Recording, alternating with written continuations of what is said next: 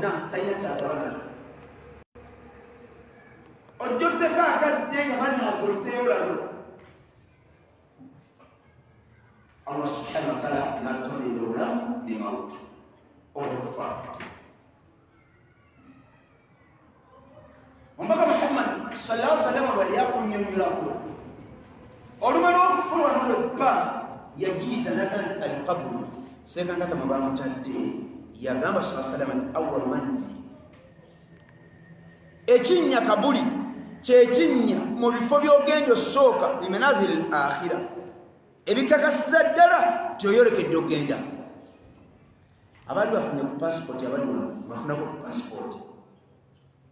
passport ng'ogiriko ginoonya abazikolamu n'abazikukolera program ogifune babeera suwadire okakasa ddala nti wandibanga ogenda bweru era toyinza gifuna nga programu zaayo nkafune ku passport eno nabe nti nindako e Kampala oba ali process zerinnya ku nnyonyi. Passport ekakasiza ddala nti ogende bwa Mungu ddala kabuli nga kati kwakaza ddala nti oli mulamu abakyala mu nsonyi kino nkyogere ekibaluza abaana babajja bammwe abamu babeere bulungi nga mugjewo essuubi erekakasiza ddala timugenda afiira kiki ne bataata mu nsonyi nkyogere kino ekikayanya n'omuntu poloti ya fuuti 25 niyo li 25 fuuti 1 n'ekitundu wano wempita nange wano kiki mubuuza nti oyagala kuyita wa onage nti njagala kuyita wano ng'ekisimba ekyo mukite ekiveewo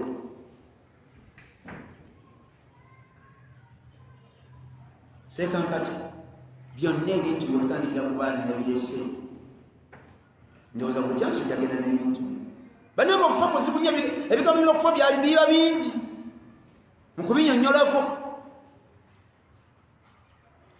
Nina gye nali muddaasa nakigamba abantu abasajja abakulu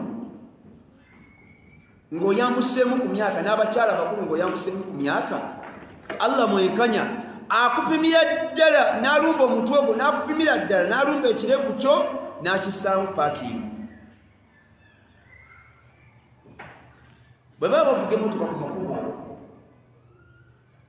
agenda okupaakinga addeko ebbali yasulayinigeta n'addako ebbali bwati ave mabega n'akamukakasiza ddala nti ekimusuza indiketa agenda kuvaako ate kasudde indiketa yasala mukola nsadde ebbali eri. Bamama ng'olina evi mu mutwe taata ng'olina evi mu mutwe nekukirevu oli ku paakingi yennyini ekakasiza ddala bano abakulaba n'abaana nti odda bbali naawe n'omuvubuka ali wano nga tondateekamu nvi mu kirevu na mu mutwe emmotoka etesudde indiketa emanyi okupaakinga katono kati n'apaakinga nga tasudde indiketa bano abava bega be bayomba nebagati nabwaji bagingenze atasudde indiketa atukoze bubi naye alimba ojja kuva ku main ojja kuva ku nsi nga tosudde indiketa gwe ne yagisula gwe weesiimye. Banange ekigambo okufa kinene ekigambo lukifunya nti guli afudde bonna ne bagwamu amaanyi nja kufa naawe tuteeketeeke bye tutwalira Allah wakati mukagaza ddala tugenda tuteeketeeke bye tugenda okumutwalira okumunyonya tubimutoleyo bwe tuti abirabe. Bwe yali Allah agamba mpaka Muhammad sallallahu alaihi wasallam yamugamba nti Muhammad innaka mayit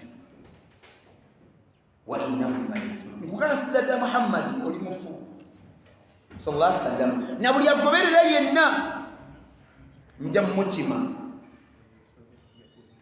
ebikolwa byaffe bwe wetegereza buti tukakasiza ddala okufa gye nkuli buli muntu olaba eddala nga alagira ddala nti waali buli muntu yenna olabira ddala ng'alagira ddala nti waali ate olagawo atalwadde amutwala abakisidenti amutwala alwaziza amutwala abali mu nnyonyi nga balagira ddala nti bo bagirinnye erumbira ddala kabuliitako mu ddwaliro olabe oyitako buyisi mu ddwaliro n'owulira obulwadde obuluma abantu n'owulira ayi n'owulira okunnyonnyola tuleete kaki babadde baleese kammonde nagati mukalimu ononywa kacyayi nagati nedda nekituuka ekiseera ne balabira dda nti ebyokunywa n'ebyokulya bigaanyi abasomi bagati agendemu akapiira tubiyise mu kapiira ne bakakussaamu nagatandika obiyisaamu bigendeko mu lubuto njagala mukino akapiira batuuka ekiseera tegeetaagisa kuvaamu kati biyite mu kamwa byolya bwe bamala okukajjamu mungu n'akusaasira n'olya akamonde nga kayise mu kamwa n'okagayo akamonde kamu bakuba mukyala masimu ne baga nti allah atusaasidde akamonde akalidde ne baga nti allah atusaasidde akamonde otogera tuti obulwadde akalidde bw'obonera okubulaga nti wandibanga togende olw'okulya akamonde kano kamalawo teri ayagala ogende mu kabuli kusinkana allah tabaraka wataala wakati mukakasa nti kyetukola tugenda kumusinkana allah subhanahu wataala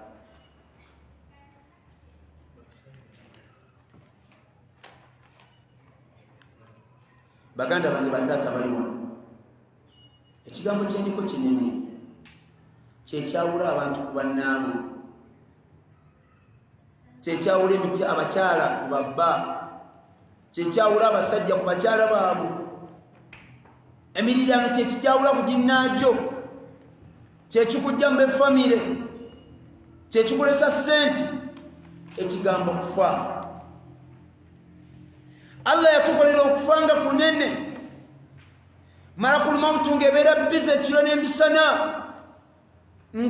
egenda kukola mulimu gumu gwa kujja mu myoyo gy'abantu olunaku lwe bunaaca ku makya lwegenda okufunya lisiti allah n'agigiwa n'agiga nti malakul mautu bano genda abasajja bano abakyala bano n'abaana bano b'ogenda okujjamu myoyo bo tebasulawo tebukyanga we bali bano erinnya ly'olunaku lwe linaafuluma bwe pa khalasi yegenda kutunda butulizi bwenti ku lisiti ng'oli namba 7 ku ssaawa 9 naye nga tolumbe terukulumako yadde allah ateekawo nti sababu wagenda okugendera mu ab'omugiro omwo yegenda kuba pikipiki kiwedde kasita erinnya linaafuluma ku lisiti nerifulumirako we paba kiwedde eryange nga terinaafuluma n'eriyo ligenda kufuluma wakati mukakasa ddako ogenda kufa n'osibya olunaku ng'olina esswala 2 emu 2 ng'omanyidde dda nti zino 3 bagenda zikubuuza abaana abato nga tubasomesa mu kiraasi tubaga nti musome ebitabo essuubi lyeninanza omusomesa bayinza okubabuuza ku ggi essuubi lyeninanza omusomesa bayinza okubabuuza ku tahara neeraliikira temukigwa ekinjizukiza abaana bano abato bakyali bato ne baga ti mujjuki musome ku bitabo musome ku bitabo ebibuuzo bituusi n'abantu abakulu bwe bali bannange ebbanga lwaki tujjukiza abantu nga tubajjukiza ekinnya kabuli munnange oba ogenza okunnyonnyola allah by'obadde okola yagamba allah nti waman yamal mithqala dharra yenna anaakola ekintu nga kasadde nti agenda kunsanga teyeeraliikirira nga kyenkana mpeke buweke allah yagamba nti yaraahu naye nga kirungi yaraahu agenda kiraba bataaza abaliwa n'abampulira bonna ekinnya tekiriiko ddiini kabuli teriiko ddiini musiraamu si musiraamu kabuli kasiteetuka ogenda mu kinnya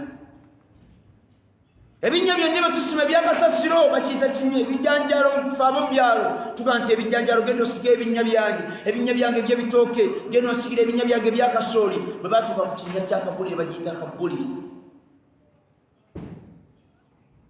yenna n'agiyita nga bagimutaddemu fama badahu aisar n'ebigenda okuddira bigenda kuba birungi kabuli bwebe neekalubira ddala era fama badahu ashad n'ebigenda okuddira bigenda kaluba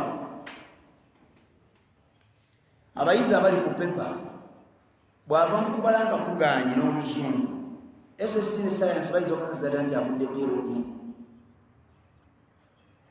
so nno bino ebibiri ate bw'abiyita biri ne bwafuna 8 baga nti akoze bulungi keyatuuse bino ebibiri wallahi thumma wallahi ekigambo kinnya okikakasiza ddala buli alikiyingira agenda kitegeera. Bw'oba tonnakakasa nti ekinnya kabuli kijja lw'olikiyingira lw'ogenda okitegeera ate togenda kujja kunnyonnyola. Omuntu yafe ewaffe mu kyalo lwali tugenda okumunaaza, tuli mu ddiira awo tugenda munaaza tutandise omujjako engoye zibamuzinzezinzeyo tumunaaze, motoka nemutomera. Bwe yamukuba n'afiirawo ng'ayambadde empale zino empale ez'ejjinni, tuba tuli mu kumunaaza empale okugijjamu egenda kuvaamu. Ne bagamba bano tumulete makansi tugisalire makansi olw'obwangu. Mwava mu vukuna ngasala tugisala tugirwanyise ngijjemu gitwale.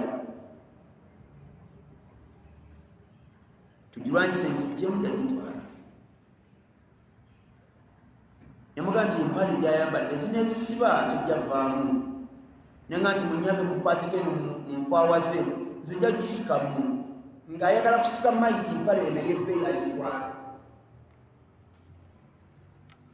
Ekanzu, esaati, empale gy'oyambadde olunaku lugenda ku lwolu nga wafulumye ku makya nga pulogulaamu za Allah etuddeka, wabula bagenda kuzaawo ng'entebe zivuddeyo nga bazza maiti bagisse mu ddiini.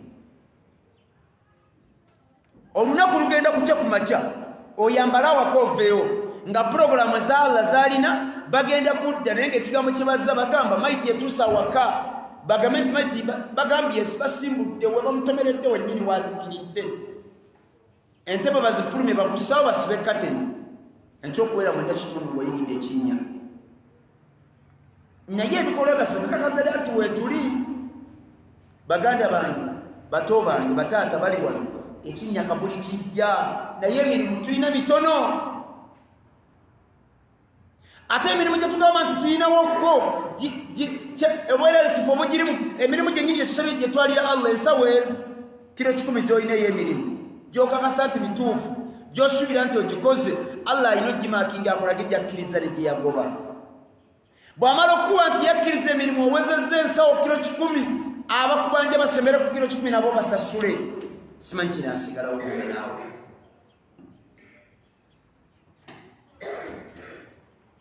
Simanyi kigenda sigalawo kuze naawe bwe kiba nga ddala kikkiriza tugenda kumusinkana Allah tabaraka wa taala, era ng'oluvannyuma lw'olumusinkana emirimu egyo gye tugenda okuwaayo tuyitewo. Bannange okufa kuluma. Bw'oba ali otaddeyo ebirowoozo nga bamaze okusala ensolo yeekola bagisala neebanga etannamanya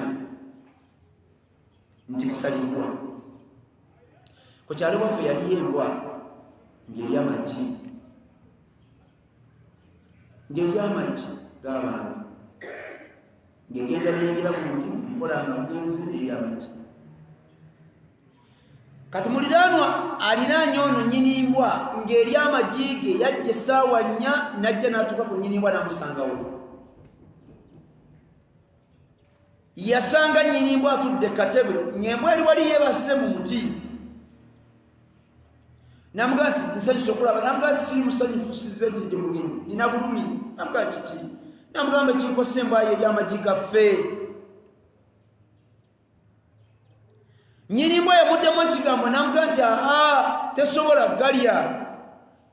Ng'egali etya? Eyo embwa tetambula. Gwe baalira amagi amugamba nti embwa ye tulira amagi. Namuddamu namugamba nti naye ekintu bwe kizza omusango bakisalira, embwa yange terya magi.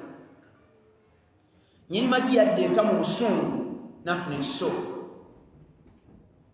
Bwe yajja yayita ku nnyini yo n'atambula n'alumba embwa we yali yeebase n'atemanga ensingo ekitadde wansi n'atema ekiso mulundi gumu. Ensingo y'embwa n'egwa wali, embwa n'esituka n'etambula. Yasituka nga bagiteryemu n'etambula nga tennategeera nti erimba afudde. Yatambula okuva mu nno ku mmotoka n'embwa n'efa. Naffe tugifaanana tetunnamanya nti Allah yatusse n'agamba sallama innaka mayitu Muhammad nkubise wa innahum mayitun sallama n'abasigadde bonna. munnange otambulira ddala ng'otambula wooti ng'olina gy'olaga ng'okakasa ddala nti oli balamu ate nedda nedda oli bulwadde ki kumbe zigenda okuwera essaawa 2 ez'ekiro ng'oli mayiti okufa lwolunajja bweppa ojja kulaba ensolo yeesika nga bagisibye amagulu agemebega bagatadde ku gemaaso nga bagijjeko obulago newayitedde kikabiri ng'ekyasirikidde n'eryoka esimbula kufa nokati efiira ddala wallahi etedde yeesika ng'omuguwa senga gugiyamba ne gukutuka nekozesa amaanyi ag'ekika ekyawaggulu ng'omwoyo gufuluma mu mubiri ogwayo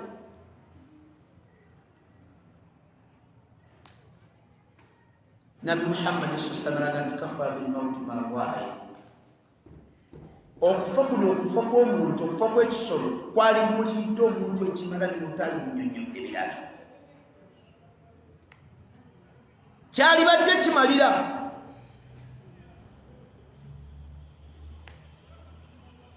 nedda bwe kuba ng'okufa kubulira omuntu ekimala mbuuza buuza seeka nga tennaku 3 twakamuziika guno omuziki senga tegujjudde bantu olw'okutya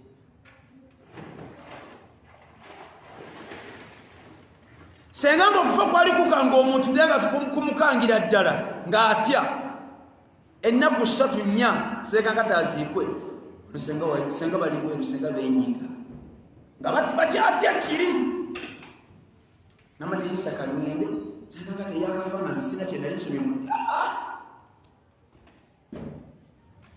bali bize kamili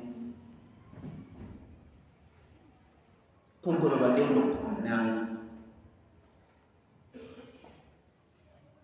era okufa kuno ku bantu omusajja bali akunyuya agamba tukufaanako nga balaba omuntu ng'ayiridde mukuka ensuku mu kiyumba aziyingiramu ng'ayagala kugjamu enkoko egi bagirye n'agamba abaana bange tugenda kujja ku nkoko olwaleero nakula ekiyumba n'akiyingira enkoko zino bw'amala okuyingira mu kiyumba enkoko zonna zeekanga ne zikaaba n'amaloboozi amangi ne zidduka ku bisenge n'akutama aba akwata enkoko eyo neddukawo n'akwata ey'okubiri ne zikuba omulangi enkoko zino nnyo olw'okutwala enkoko eno gye batwala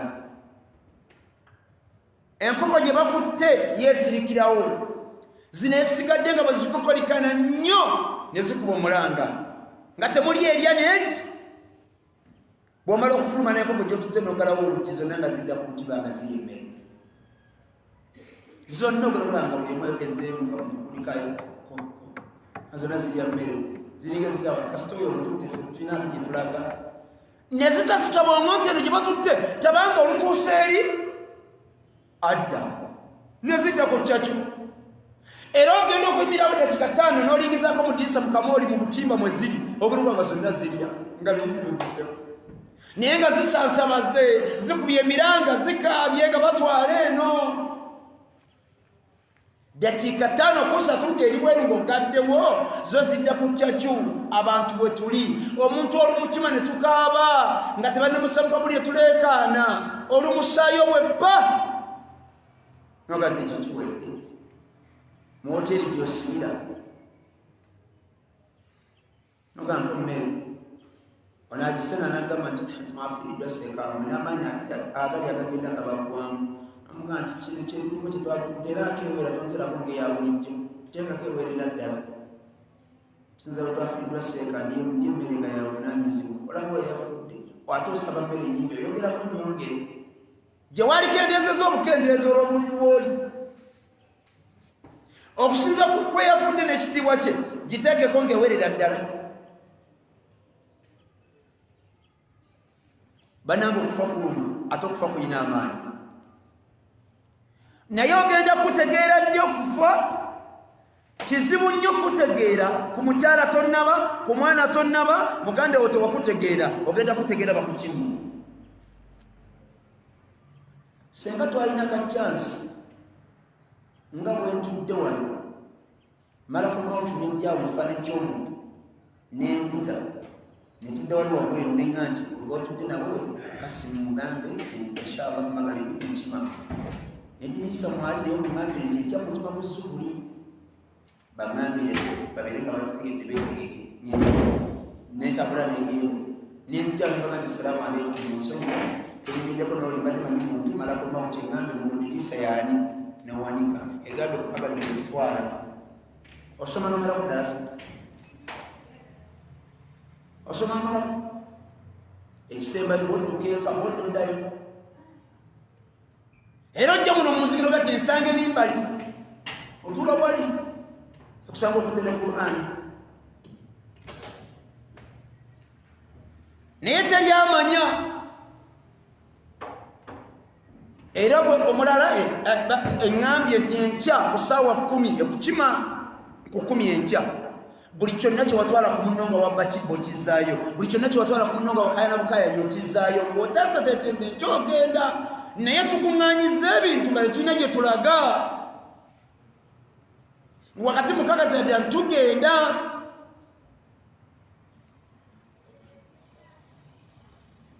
naye bino bisatu bimanye alwandiika Nabi sallallahu alaihi wasallam idha mata ibnu adama omuntu yenna buli lwanaafa olutalimanya kigundi yafudde ate okazi ajja kufa yagamba inqataa amaluhu tosigaza mulimu n'ogu okujjako esatu buli aliwo nayagala toyagala ojja kufa wasigala kwesatu senga yagenzi yasigaza esatu okusooka yagamba nti sadakatu jaaliya buli kewagaba konna buli kewasaddaka konna olungerero jakasa teweeragekirira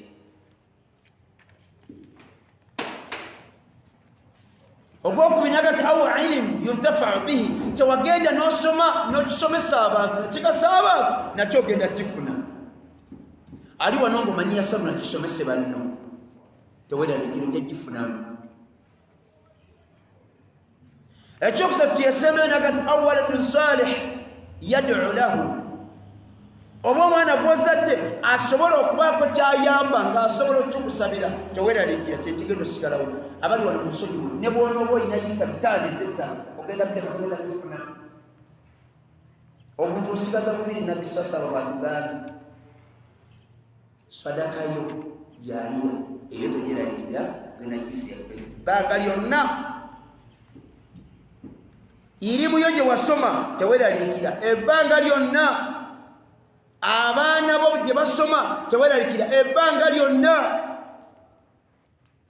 eryatudde wano ng'abaana bo gye basoma sinkipiita naawe okimanyi era naawe oyogera abantu obaga nti abaana bange bawumudde basoma ku somero kizenjipita lwaki obaseere omukazi yakayana nenkita ebyo bisatu birinde tebataddemu neki kyoyinza suubira yateekamu ebyo sallallahu alaihi wasallama n'akiggala tewali neki mubeera amasaka nkata n'amaana yagano babalage tembalaga abantu tekyetaagisa kigaani baganda bamubiri kugenda kusirika baddire engalo bazitereze bwe bati baddire ebigere babitereze watafakusaku bisaa ila rabbika yawmaidin masaaq okufa kukamba omuntu ayingira mu kiyigo ne tawulo ne sabbuuni n'akatamala k'amazzi neweenaaza neweekuuta neweeyire amazzi negakujjako ekyovu neweesimula tawulo nojja nosaa noyingira ekisenge notandika okuwambala nga bw'oyagala pule neyingira nosaako empale n'essaati nosaako enkofero nga togeze mu ddalasa nekituuka embaga ti mayiti mugenda gisiza wano naye mayiti nga tulabanga etiteredde mwali mutadde sayidi ya wano ne bakwambula ne batandika okunaaza tusooke ddyo nabwe batuddeko kono naddwa nga bwe baagala nga n'omukyalo owuwe oba ova mukunaba mu kiyigo nojja n'oyingira ekisenge ng'ogenda kweyambula otandika okwambala najja n'akuba olujjo nga nti gwe toyogera nti ojja nyambala mukyalo omuzaddemu abaana bataano ku mpaaka nomunolimba nawe okonko nabadde nkyayambala bajja kunaaza tolaba nti gwewenaaza bagenda kunaaza naye gweweera okitegera nti okunaaza kinene ekiba kikutuuseko kiba kinene kitegeeza okunaaza boddanga yeeka oba bodda yeeka kkiriza weeyambule wenna kale oleke kuswala nnyo sigala mu kapule weebaka kyabugazi mu ddiiro bwoti emikono gigolole bulungi nga mayiti oitaja tuomugenya ngo nazemu omufundawe webaka bulungi mu ddiiro nga weeyangudde osigale mu kapule omugana nti ajja tireeta amazzi n'akadomola nazaamu nga mayitira ye bwe naaba oyinza nogaseeka bwenfiiraawo mbayinza okuba banazaaga mayiti nga ngezisale ngenda nfiiraawo kigezeeko kirabe agambe kubanga oba otegeera n'okwogera ogaga ti kyuka nsooke eddiyo nga mayiti bwebeera ogire bwoti asooke muno mubiriisi yonna anaazeeyo kyuka ngenze kukola ogire bwoti agaye kakati kati nsuuka tuzireesi jangu oveewo wali ng'oyimiridde bulungi webake musuuka atandika okuzizinga tojja kufa azinge bwati azinge essuuka zikweyosatu bulungi asibe bulungi agende katerera asome akube takibiira nnya agende tugenda ku takibiira nnya ng'alinga agamba bali esooka tusaalira nnabi eyokumusoma gula alfani eyokusatugira bweti alisome ng'owulira owulira allahu akbar agikukolayo bwotositukewo ng'oli ku kisaada zez'ensuuka nga tosaalira siri mufu ntegeera lwaki tikiri kizibu ebikola byakyo byonna binene kyokola omuntu yenna bw'afa nga tuli maka ge ng'omuntu afudde nga mayiti eri mu ddiiro ebintu bino bina biba bimaze omutuukako omuntu bw'afa ng'ali awo afa ebintu bina biba bimaze omutuukako kisooka ekisookera ddala tubikafu aboogera abalamu ne tugamba abantu be n'abatuuze bonna nti ekisookera ddala gundi afudde omuntu olufu ekimusookerako ddala kufa kwennyini ate kufa mu lwalabu tugamba nti mawutu emaze okutuukawo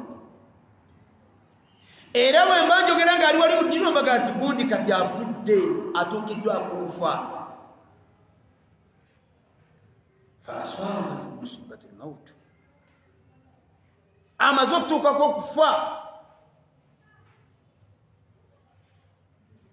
kumaze omutuukirako ddala ye amaze okufuna malako olumawuti batunuliganye ne beetunulako bwe bati ye olumala okutunulako allah yassa aya ng'emaze okutunulako nagati ya ayatuha nafsu diriisa ondabi era ontunuddeko teweraliikirira ne irujii ila rabbika ensonga endeese nkutwala essaawa eno okutwala ewa allah radiyatan mardiya kyolinamu allah akusiimye tugende nawe siima nkutwale n'olyoka ogisaboddemu katono olubeeko ebintu byotereeza ne gati kemaze okutima kati bwe nti tozaako kintu kirala sina kyengenda kuzzaako la yastakdimuna saa wala yastakhiruun tebisobola keerewa yadduka okwanguwa nkutwala nga mumaze okwetundako bwe muti ekifaananyi kwesaba allah omugeti allah wange nsaba kulaako ku malayika yonna ajja gikulabo jagiraba kasitoli tunako nemwetunako bwe muti khalas erwaffe ebisiibula busiibuzi ate ng'ojagitunulako mujja kulabagana bana bavuka banyibira mu kkubo ensi yaffe ejja yekkuba oli mukwano gona kusala kati obedde neisi wano nga wonna kati omuwala ate agakyaganya okujja naye nja mmulinda oyagala mutunulako ne malayika almawuti ejja okyagirinza ojja gitunulako ekyokubiri kasita bakussa wali kyofuna alyaqiin okakasa kasita bakussa wali ne basaza olugweye ekyokubiri kyofuna nga okufa kumaze okutuukako alyaqiin okakasiza ddala seekakata yakakasiza bulijjo kyayogera abakyala nga yazaala ku baana basatu babiri omu alaba omwana omuwala ow'olubuto olusooka n'amugamba nti Sumaya omenya Sumaya addamu omukyalo n'amugamba nti nze naalimenye naye eddagala liseerera byantama n'amugamba nti munnange mwana wange waalimenye nze nkugamba olw'okubona akitegeera kyayogera akimanyi n'amugamba waalikiriza n'omenya n'atakitegeera ono omuwala akitegeera mu ssaawa ya ddwaliro omusawo n'agamba nti wamenya kitono tuyinza okusala era omuwala asooka okuzaala bw'ayingira mu ddwaliro atambula nangoye ze jilibaabu ze ne shariya tabyeyambulamu. Abakyala abazaalako bebamuga nti nga teweeyambudde nabaga nze sijjaako ngoye zange nswala. Baana abakyala bakulu ne beesekera nga mumuveeko kijja eriyo ekijja omunyola ajja kuzijjamu nodde eno n'olubuto lwo nodde eri n'olubuto bale beesirikira nemuvaayo munaga nti wali eyambudde muwala naga nti sisobola n'abantu bandabe kale. Bano abakyala ne beesekera babiyita bisa naye bayo ekisa eki nekijja sigamba ekisa ekyokuyamba omuntu ekisa balinyuze ekyokuzaala nekijja nekimusabulamu nawa matukeyo nga jadduka nategeeza musawo wuuna ajja jilibaabu yeevuddeko n'asigaza sikaati. Bano ne bamuga nti twagambye eriyo n'ekyomwana.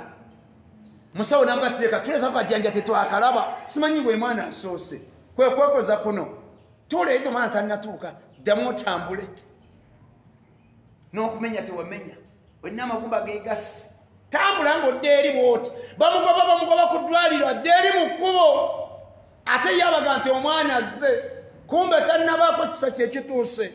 Bano abakyala ne baseka olwo obubeere omugongo ne bidda ebweru n'olubuto n'atandika kutambula ng'ali mu sikaati mbwe era akyaswala. Bano abakimanyi ekiddako ne baga nti mumuleke ajja zijjamu neewa matuka ye ekireeta bebi wanaayitawo ng'ali bute n'olugoye alulekera ekisikaati n'ayita wano ng'ali bute namusawo ono yennyini ye mwana yennyini muwulidde. Bano ne bamuga nti twagambye nga ffe tumanyi kaakati kitambula. N'afulumya omwana n'amuteeka wabweru ku lubuto olwokubiri. Maama oli omukyalo omukulu bwamuyita namuga nti Sumaya wamenye. Omuwala yamuga nti maama ye natandikidde okumenya ku myezi 3 ku kyennalaba. Maama yamuga nti ate wapapye nnyo awo wayanguye ddagala lijja kukutula amagulu nnyo tutandikire ku 6 nga yeeraliikya kyeyekombako. Kale yenze naawe munnange tukakasiza dda nti ate kiki naye ekyokubiri kyembagambe nti alyaqin okakasiza ddala seekankata yamaze okukakasa kyawedde yakakasiriza ddala kabuli buli gyaginnyonnyola. Era kyova olaba ye Allah bwe yali abyogeraho ng'agiga omubaka Muhammad sallallahu alaihi wasallam n'amugamba baŋŋambire bakole kino wattaqu yawma turja'una fihi ila Allah. Tuula abantu beeyo wano simanyiiwo mubaŋŋambire katuswale nti embalala mubaŋŋambire ekyeyirumba isingiro baŋŋambire Muhammad sallallahu alaihi wasallam genda obagambe nti beeraliikirire batye yawma ndugenda kuba lunaku tekigenda kuba kiro tezigenda kubeezi turja'una fihi ng'ekyeberaliikiriza kujja gyendi. Seekankata mu byabadde ayogera nga olunaku lw'osooka okusula mu kabuli yalulabye abadde asoma bisome. Allah musaasire sabanga asaasire seeka wakkooyi wallahi yabirabye byabadde atusomesa n'abisoma mu bitabo najja n'abitunnyonnyola. Olunaku yalulabye lweyabadde ayogera kabuli yagirabe gye yabadde ayogera mwana Adaani yagiye gye badde ne bakwata omusajja omukulu ow'ekitiibwa ow'omubiri ow'essente ayina abakyala abalungi ayina abaana weevuga musajja wattu olina akaduuka olina akayumba ne bakuzingazinga mu bugoye busatu ne bassa mwana Adaani bagereeta emitini batakakatamatamaagenda gomanyi kikitegeeza nye batabaako yedde ogamba nti kale bwakiri muteekeyo akatto museeko ssente ze. Omukyala nayina naga nti mulimbana mu maiti temaliginaliza mu ddiro gaba teerozi gyemuzikola mudde mu sitowa ali mu nsonda maiti n'agigoba ne mudde mu nsonda ne bakunaliza mu sitowa nga wano ojja kuddugazaawo.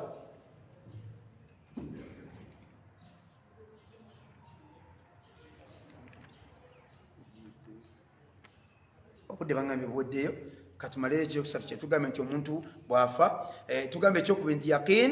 Allah subhanahu wa ta'ala yayogera yagamba nti waabudu rabbaka hatta ya'tiyaka alyaqin.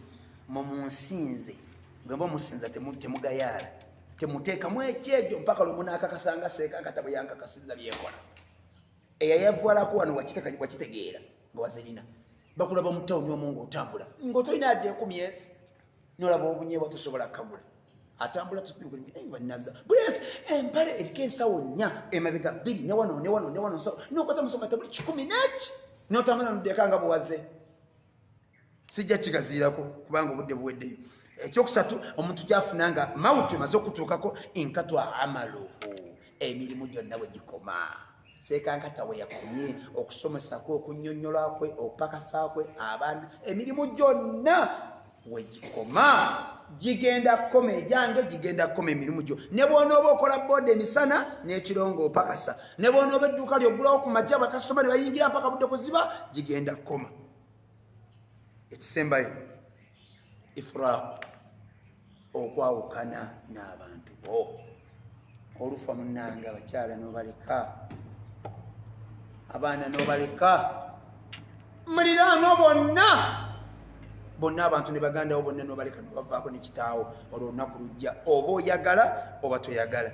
Nabbi sallallahu alayhi wa sallam yagamba nti alkayisu yagamba nti omugezi kunze naawe omugezi yagamba nti mandana nafsa yoyo atula natwanaga nti okusinza bwembirabye ngenda kufa kyo kitegerekese nina okukakasa nga nyingidde kabuli emirimu gigenda kukomaawo nkomaawo ngenda kwawukana n'abantu bange. Yaga nti omuntu yenna akitegeera omugezi yaga nti mandana nafsa yatuula n'abalabye abalabye akasawo naki lima baada almautu nga mautu tennatuuka.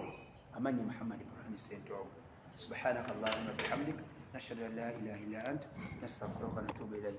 Ayi Allah tukusaba oba tuta ya Rabbi otutte ng'otusiimye nga naffe Allah tumusiimye. Allah tusonyiwe ya Rabbi betusobya kubanga bingi ate Allah oliwo okusonyiwa baliduba tuli basobya olwokuba tuli ba insaani. Assalamu alaikum wa rahmatullahi wa barakatuh.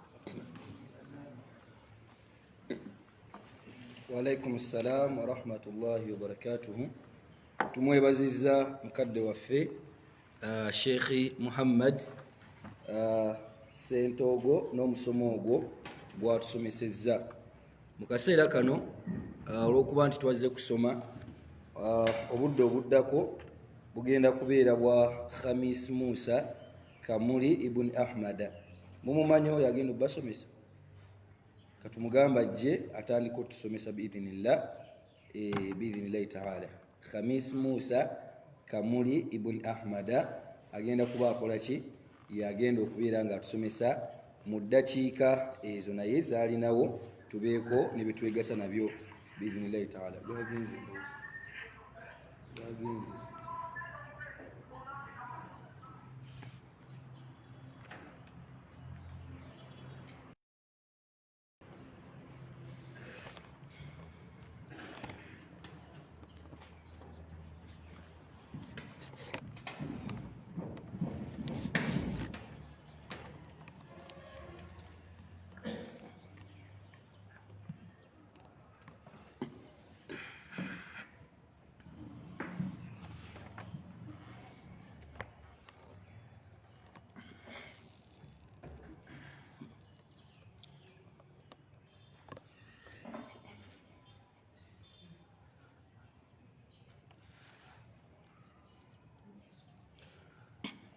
بسم الله الرحمن الرحيم. الحمد لله رب العالمين والعاقبة للمتقين ولا عدوان إلا على الظالمين ثم الصلاة والسلام على رسول الله صلى الله عليه وسلم وعلى آله وأصحابه وعلى كل من اهتدى بهذه إلى يوم الدين. فيا عباد الله أوصي نفسي وأنفسكم بتقوى الله عز وجل فاتقوا الله حق التقوى واعلم أن الله تبارك وتعالى أمرنا بتقواه. يقول عز وجل في القرآن الكريم يا أيها الناس اتقوا ربكم الذي خلقكم من نفس واحدة وخلق منها زوجها وبث منهما رجالا كثيرا ونساء واتقوا الله الذي تساءلون به والأرحام إن الله كان عليكم رقيبا. وقال أخيرا يا أيها الذين آمنوا اتقوا الله وقولوا قولا سديدا يصلح لكم أعمالكم ويغفر لكم ذنوبكم ومن يطع الله ورسوله فقد فاز فوزا عظيما. ويقول صلى الله عليه وسلم اتق الله حيثما كنت وأتبع السيئة الحسنة تمؤها وخالق الناس بخلق حسن فإن أصدق الحديث كتاب الله وخير الهدي هدي محمد صلى الله عليه وسلم وشر الأمور محدثاتها وكل محدثة بدعة وكل بدعة ضلالة وكل ضلالة في النار. سبحانك اللهم لا علم لنا إلا ما علمتنا فعلمنا ما ينفعنا وانفعنا بما علمتنا وزدنا علما. اللهم اهدنا واهد بنا وجعلنا من الهداة المهتدين. أما بعد، السلام عليكم ورحمة الله وبركاته. نعم، السلام عليكم ورحمة الله وبركاته. njagadde nti sheekhe awakatuuka musooke mweyanjule ne gye muva n'omulimu gwe mukola sheekhe asomesa abantu bategeera. nja kusooka ne brother musilimu faddal.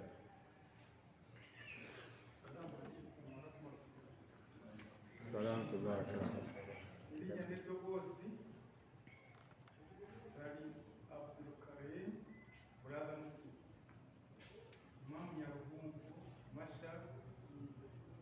Masha inshallah. Teacher Ganalo. Sheikh.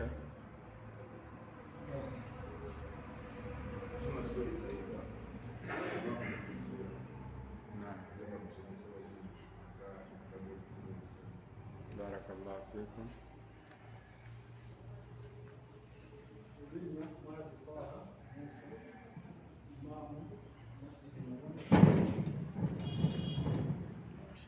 Barakallahu fikum. Wa alaikum assalam wa rahmatullah.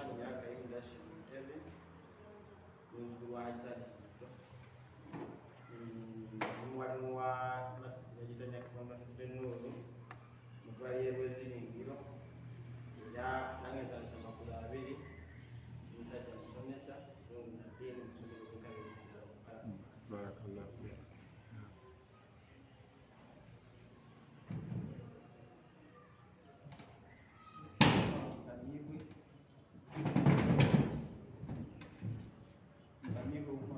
Oli omwegi? Which class? Senior 4. Okay, barakallah.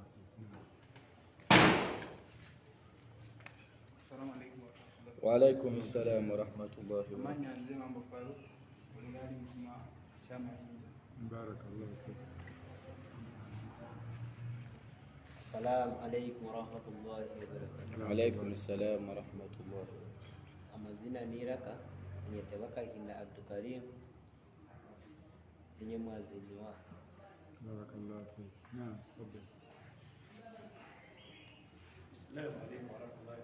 Wa alaikum assalam wa rahmatullah. Barakallah. Wa alaikum assalam wa rahmatullah. Assalamu alaikum warahmatullahi wabarakatuh. Salamu alaykum. Mazina Sadu Gumanya, Imam Masjid Al-Kasu. Barakallah. Alaikum assalam.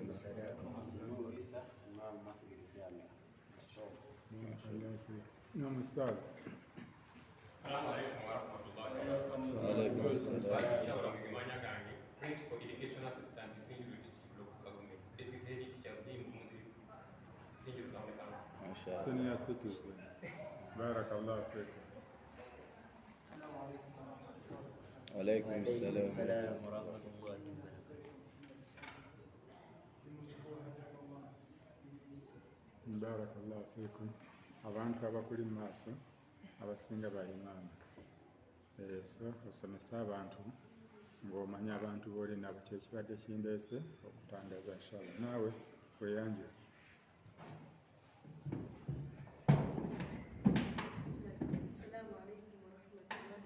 وعليكم السلام ورحمة الله وبركاته.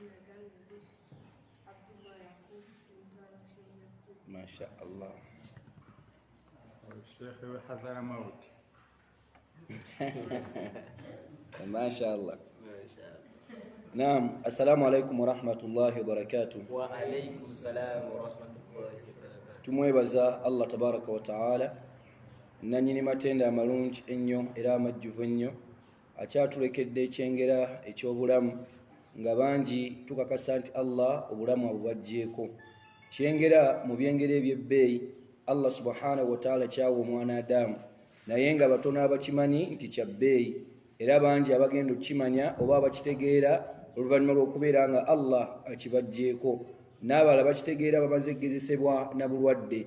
Essaawa zino ali mu ddwaliro ategeera oba oli awo omugaso gw'obulamu wabanga alira mu kapiira wabanga afuyisiza mu kapiira olwo nno ategeera nti obulamu bwe mbadde nina bwaki bwa bbeeyi kye mbadde nina kikulu. Idhan ibadallah abanga abaddu ba Allah subhanahu wa ta'ala ebyengera Allah byatuwa bingi. Ekyengera eky'obulamu ekyengera ekyokubiri ni'matul islam ekyengera ekyobuki ekyobusiraamu. Bwe ntera okubeera mu ddaluso zange eyo mu kibuga ntera okubuuza abasiraamu ne nti abange ku byengera ebibiri ayyuhuma afdal kiriwo ekyengera ekisinga ni'matul islam au ni'matul haya ekyengera ekyobulamu n'ekyengera ekyobusiraamu ki ekisinga? Njagalayo abasiraamu babiri. Naam. Kyobusiraamu kyengera kya busiraamu.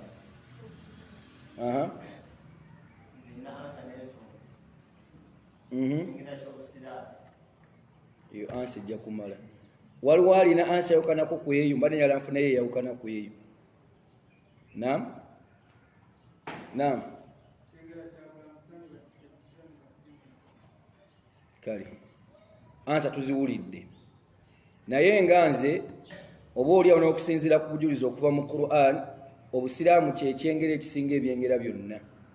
Ese bulungi era omuntu okubeera n'obulamu nga talina busiraamu abeera awangaalira mwana wattu mu katyabaga kanene.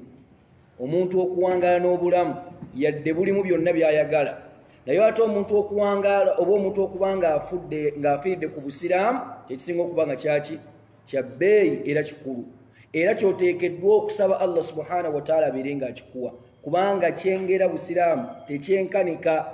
Olaba Allah subhanahu wa ta'ala tugamba nti at least kkiriza obulamu bukole ki bugende naye osigaze obuki obusiraamu. Tetukkirizibwa kuwaayo obusiraamu bwaffe bugende tubeere nga tusigaze obuki obulamu la. So baganda bange ekyengera ky'obulamu n'ekyengera eky'obusiraamu byombiriri bya bbeeyi naye ate obusiraamu kyekikola kyekiri waggulu kyekisinga. Saba Allah subhanahu wa ta'ala abeere nga akitukuumira. Tulina eddakiika ntonotono okubaako ne betwejjukanya biidhinillah. Tugenda kwejjukanya ku musomo gugamba ahamiyatu tawhid. Ahamiyatu at-tawhid obukulu bwa tawhid oba obukulu bw'okwawulaani Allah subhanahu wa ta'ala gwe musomo gwe tugenda okubeera nga twejjukanyako wamu nammwe. Twebaza Allah subhanahu wa ta'ala atuusizaako mu kitundu kyo kye bayita isingiro kyeyirumba bwe kiri. Alhamdulillah tumwebaza Allah atuleese. Pointi esooka ku musomo ogwo omwalimu yali aguteekateeka n'agamba nti ilam kimanye ilam abange tukimanye anna aqidatu tawhid mazima ddala enzikiriza y'okwawula Allah subhanahu wa ta'ala enzikiriza y'okwawula Allah tabaraka wa ta'ala yagamba nti wahiya ibadatullahi wahda nga nakyo kitegeeza okusinza Allah yekka. Wahiya ibadatullahi wahda kitegeeza okusinza Allah tabaraka wa ta'ala ng'omusinza yekka. Enzikiriza y'okwawula Allah subhanahu wa ta'ala yagamba nti kitegeeza okusinza Allah tabaraka wa ta'ala yekka la sharika la nga tokola ki nga tomugattako. Manyi kyankalana mangu nze naye waba n'amala ddi abasajja abo apulira amabaati gakuba nnyo ago.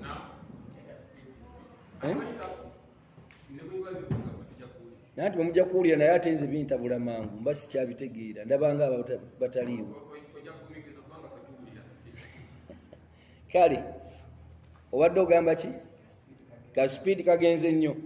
Kale tuddamu point esooka tugambye nti omuwalimu yagamba i'lam mukimanye engeri gye mulina ebitabo lwakuba nti olubaawo luli wala bino byandibadde biwandiikibwa ku lubaawo si bwe kiri tuwandibadde tubiwandika ku lubaawo ne musobola okubisigaza naye olubaawo lubali wala bwe munaakola enteekateeka eruleeta oba oliawo tunaabireka nga tubiwandiiseeko ne mubikoppa.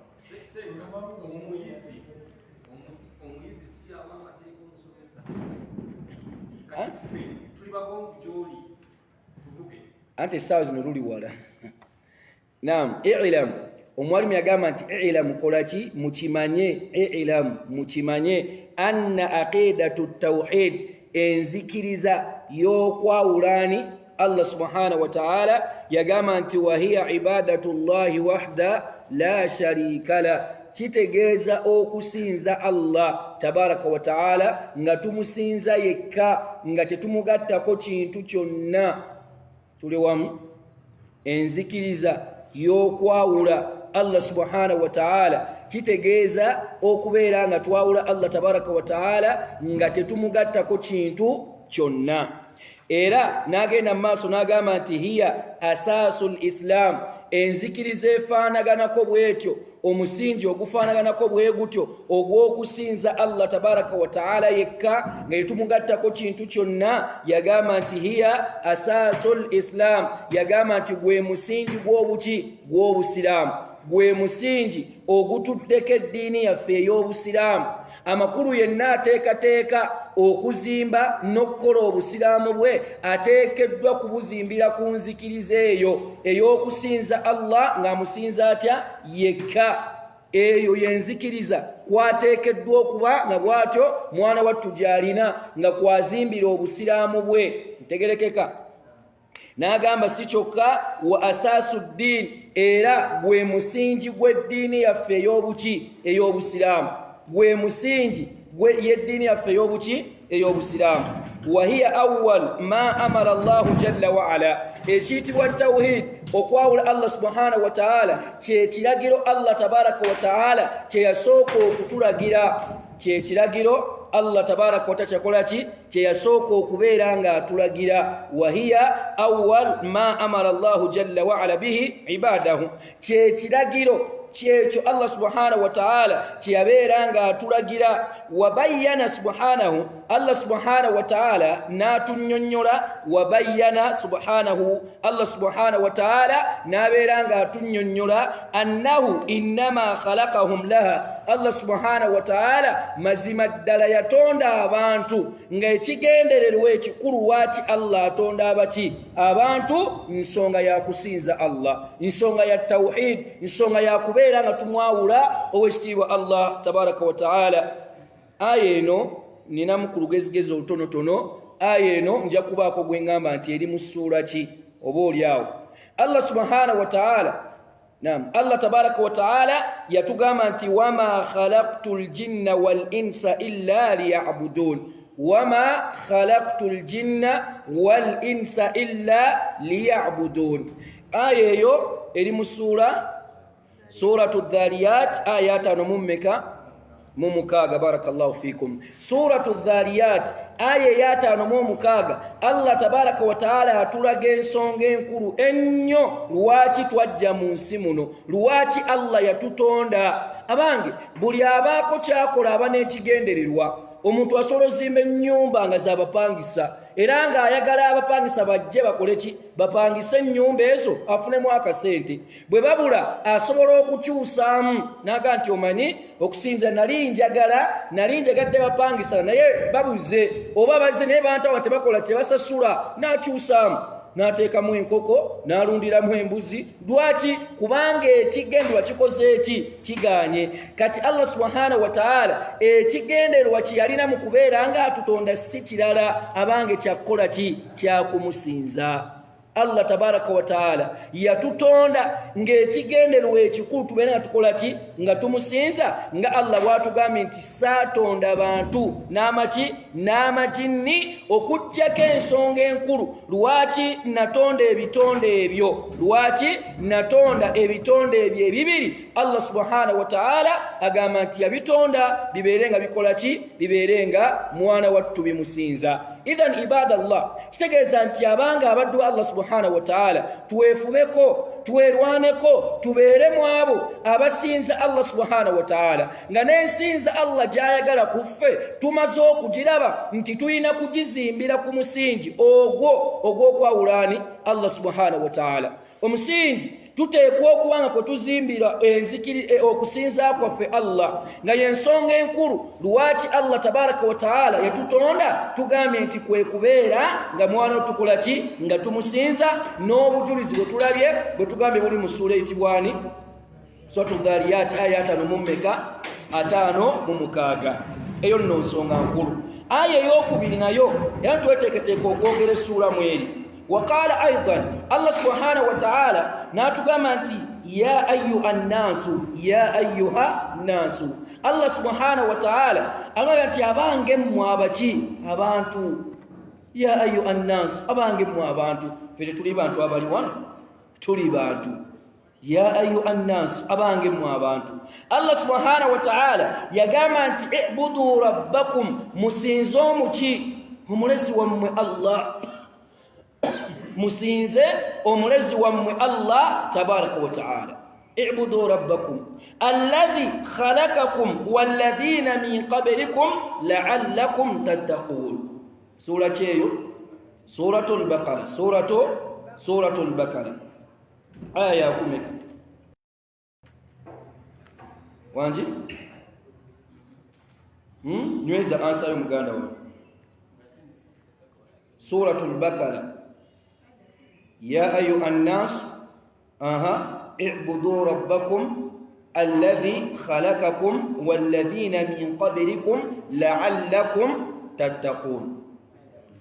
abiri muhimu barakallahu fik. Aya abiri muhimu suratu itibwani Suratul Baqara aya yabiri muhimu. Aya eyo nayo Allah subhanahu wa ta'ala atukowoola natugamba nti abange mwabaki abantu ate naffe tuli baki tuli bantu eza nti ffe Allah bakowoola fenna abantu Allah atukowoola otakowodde basiraamu fekka tagambye bakkiriza kwa mu Qur'ani mulimu enkowooleza ki ez'enjawulo. Allah ina wakoola abakkiriza, Allah ina wagala kubatamukkiriza, Allah ina wagala kubannanfuusi. Kati wanaakowodde bantu fenna kasita omanya nti oli muntu kino kiragiro okuva eri omulezi wa Allah wagambye nti i'budu rabbakum musinze omulezi wammwe Allah nga n'ensonga lwaki tulina okumusinza Allah subhanahu wa ta'ala agambye nti alladhi khalaqakum kuba ye yabatonda.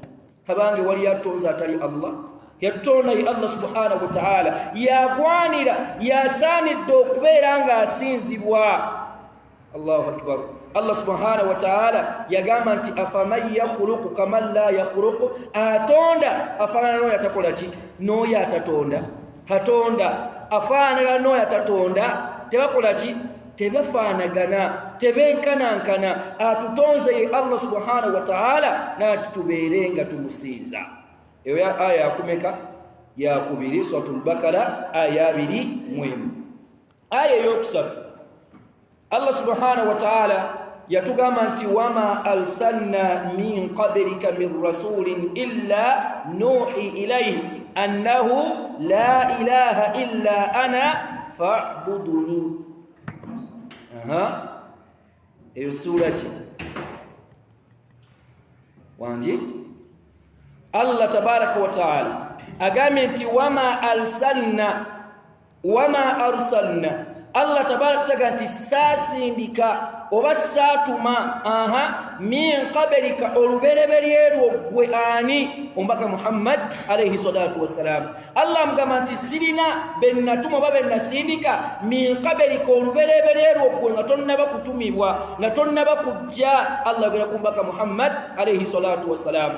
Allah yaga nti illa okujjako ng'oyo buli yonna alina gwe natuma bonna abaakusookawo nabawa message eno nabawa obubaka buno gugamba butya la ilaha illa ana. Teri yasinzibwa mu butuufu bwa kusinzibwa okujjakani Allah tabaraka wa ta'ala. Gato okujjako Allah okujjako ye Allah ye message Allah gye yawa bonna ababaka abakola ki abasooka n'agamba nti fa'buduni mukole ki munsinze. Sura ki eyo tetunagimanya tewali yaddagizaako Naam, kale essuula eyo obamba gondeze ntya essuula eyo kangonze bwe nti essuula eyo yabirimu emu eddiridde suura tuyitibwa Taaha. Kati suura ki egiddiridde? Anbiya, suratul Anbiya alayhimussalam. Essuula eyogera ku baki? Ku bubaka ba Allah subhanahu wa ta'ala. Aya yakumeka? Aya yakumeka? Yabiri mu ttaano. Aya yabiri mu mmeka? Mu ttaano.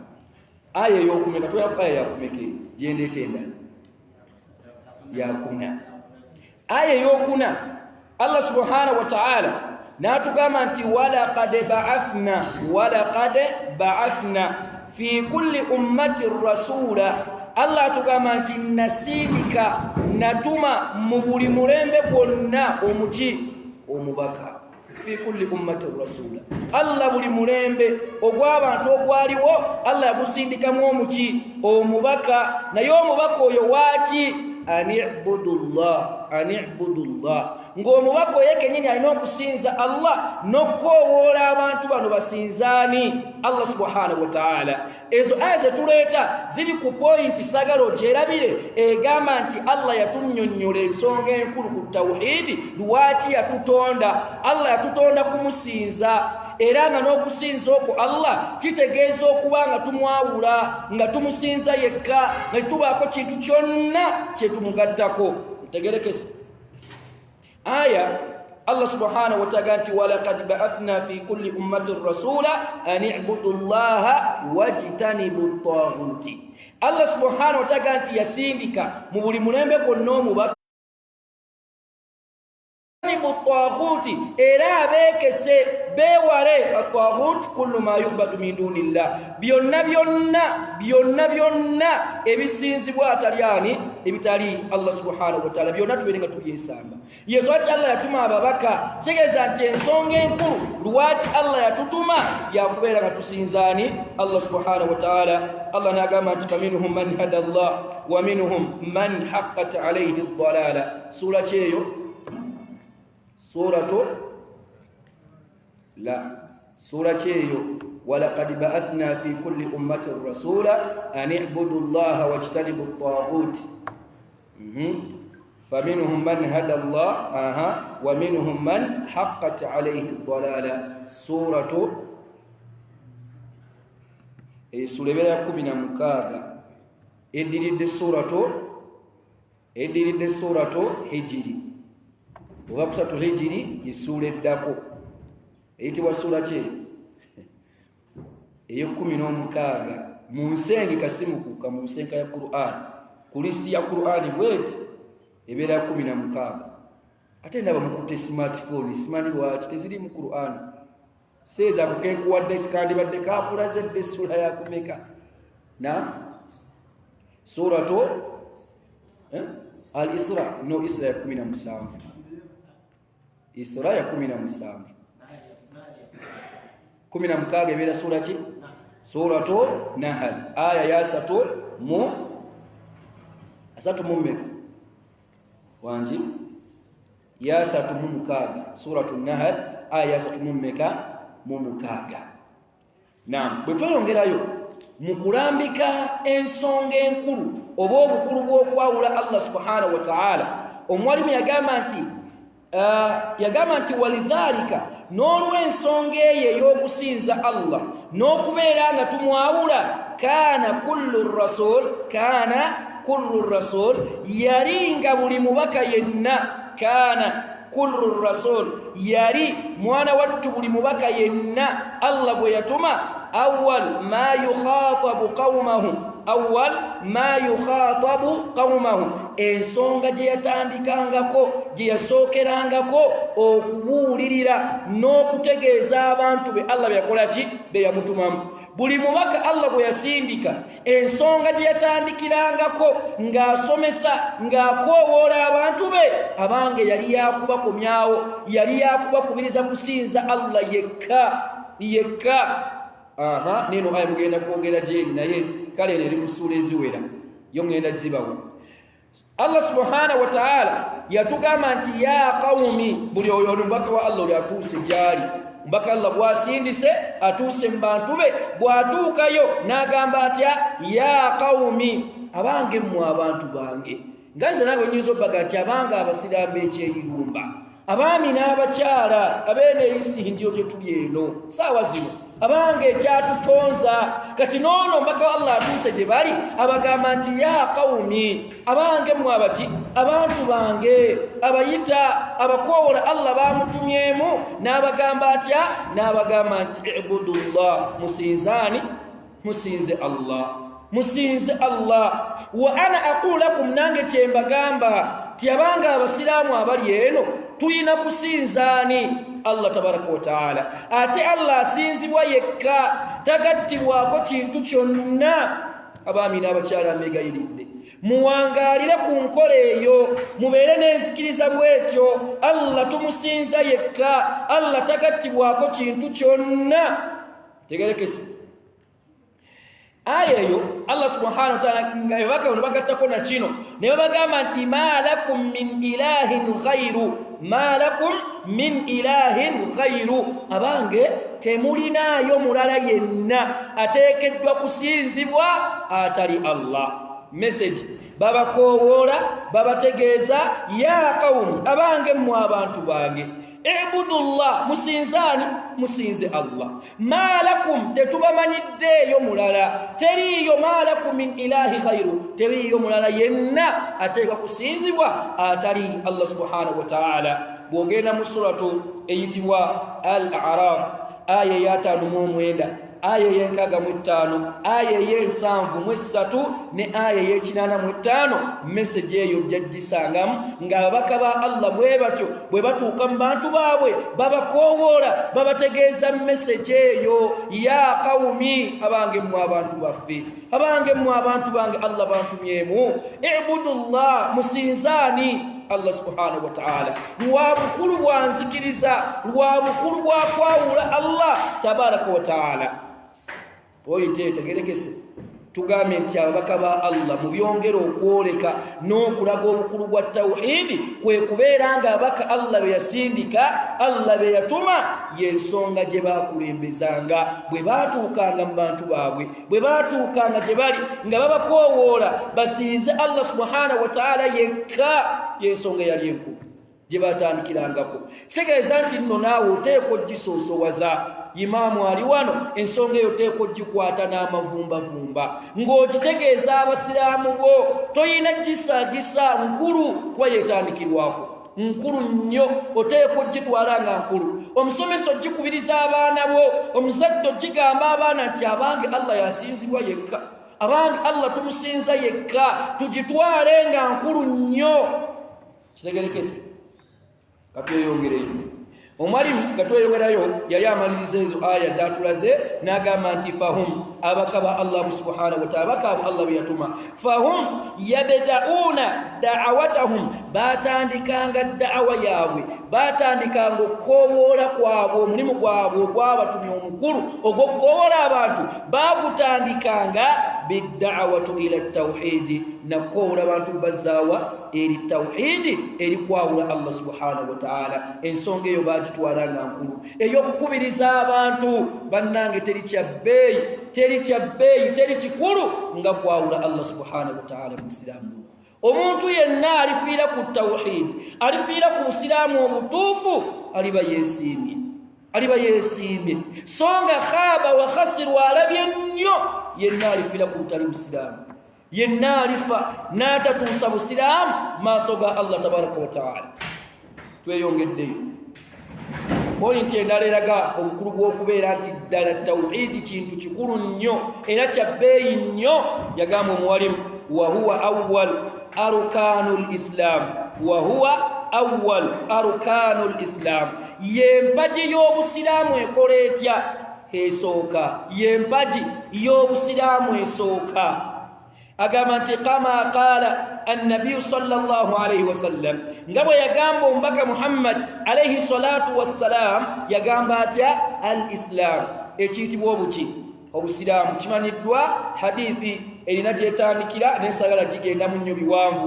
Naye yamubuuza lyali ayitibwa Jibrilu alayhi salaam, yamubuuza n'amugamba nti akhbirni anil islam, mbuulira nnyonnyola ntegeeza ku kitibwa obuki obusiraamu. Alayhi salatu wassalaam kyava amugamba nti al islam kye bayita obuki obusiraamu.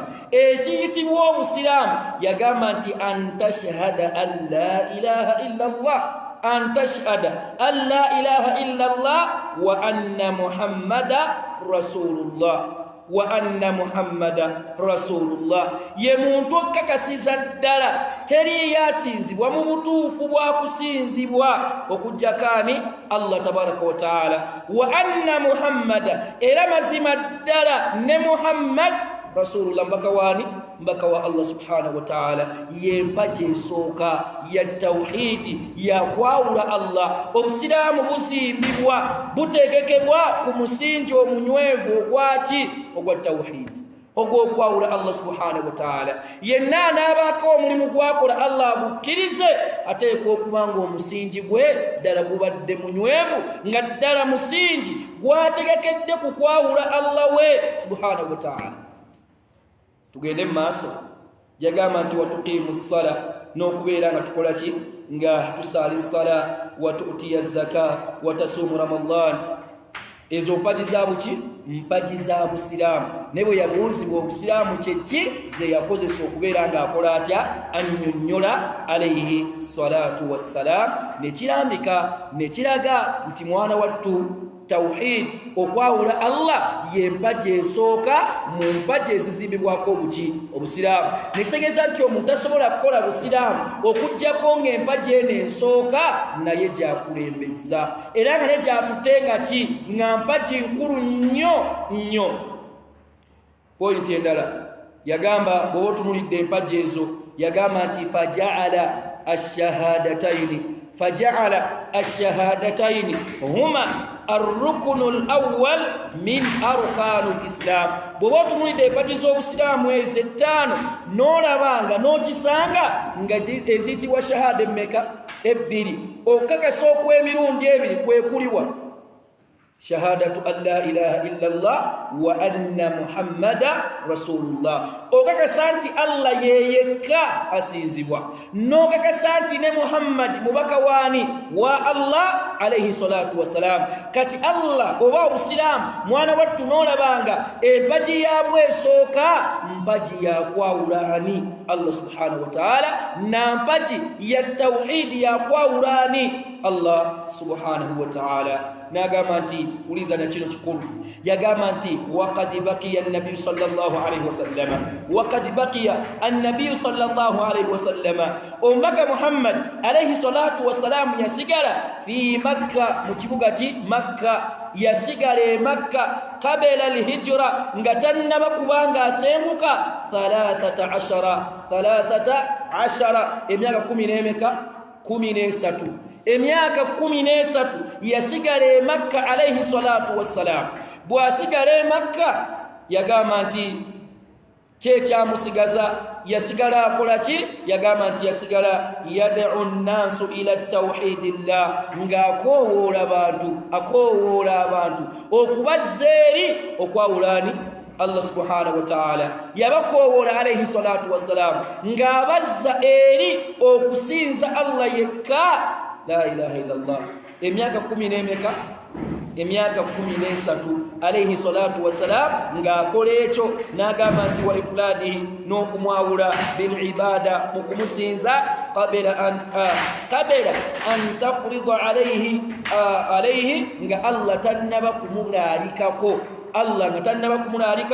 Yagamba nti as-salawatul khamsa, eswala emmeka? Eswala ettaano. N'agamba nti kabaqiyatu arkanul islam, n'agamba nga n'empaji na tezinnaba, zakat ennaba, hijja tennaba, kusiiba tekunnaba. Allah subhanahu wa ta'ala alayhi salatu wassalam yasooka twala eri ebbanga lya myaka 13. Kiraga bukulu bwa nsonga, kiraga nti kikulu ekyokwawula Allah kyekikulembera, kyekisoosowazibwa ekisooka, nga tonnagenda ku birala.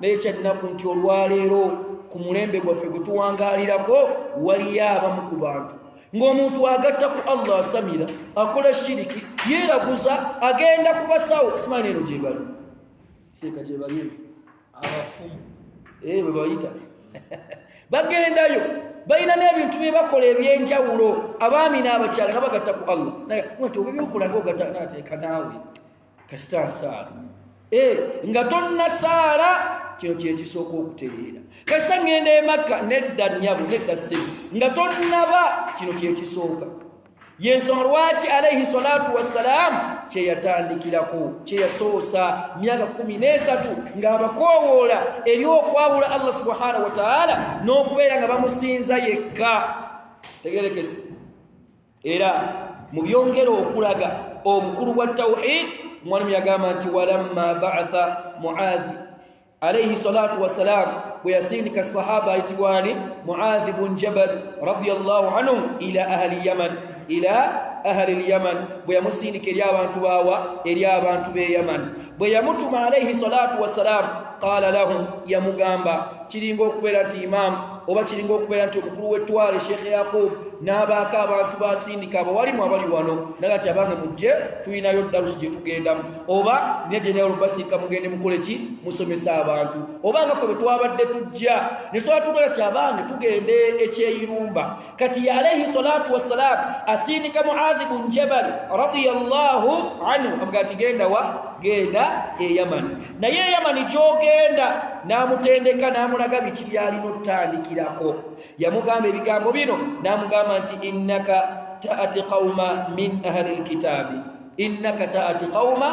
ahli alkitabi yamugamba nti gy'olaga ogenda kusisinkana abantu baki bannanini kuweebwa bitabo Allah bye yawa ebitabo be bana minhum alyahudi wannasara kati agati genda obeerenga gy'olaga yeebwe batubafaanagana amubuulira embeera eriyo naye yamugamba faliyakun kibeere kiteekeddwa okubeera bw'oba okola puroguramu zo bw'oba okola oba musomo gwo gwokola ki gw'oteekateeka yamugamba nti faliyakun awwalu ma tad'uuhum ilayhi faliyakun awwal ma tad'uuhum ilayhi yamugamba kibeere ekinaasooka kibeere ekikola ki ky'olina otandikirwako okubakoowoola bajje gye kiri n'okubeera nga bakikkiriza n'okubeera nga bakitegeera ng'otuuse gye bakola ki gye bali yamugamba nti faliyakun awwal ma tad'uuhum ilayhi yamugamba kibeere kiriwa kino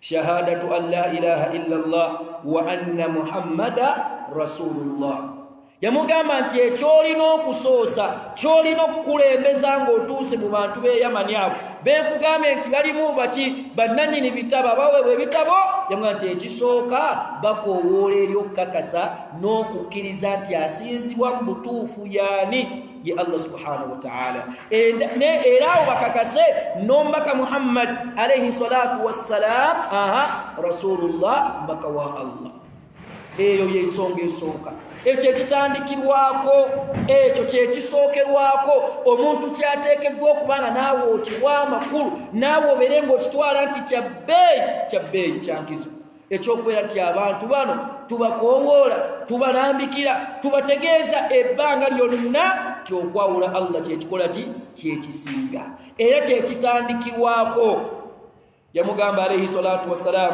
n'amugamba nti fa innahum ata'uka lidhalika au fa innahum ajabuka lidhalika yamugamba nti baba bakugondedde mu ekyo oba bwe baba nga bakwanukudde mu ekyo ky'osoosa okubakowoolerako ekyokukola kimusiraamu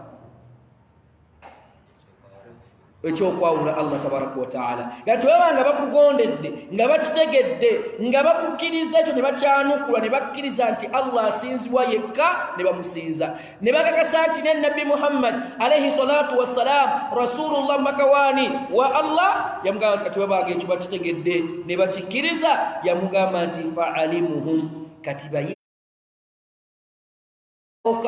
atagende ku kirala nga kyo tebannaba asooke kunnyikiza kino asooke kukinnyikiza nakubeera nga akibategeeza bakole ki bakitegeere abannyikiza ensonga eno bannanga okwawula Allah kize kitegeeza nti naawe anaasinza Allah ensonga eno esooka okutereera eteekeddwa esooke ennyikire, esooke eddala okkirize nti nze nina kusinza Allah yekka osooka omutongoze Allah. Byonna ebisinziro bitali Allah osooka obiwakanye, obijjewo, bikaafuwalire, bijeemere, bijje mu bulamu bwo, olwo olyoka obeeko kyokola.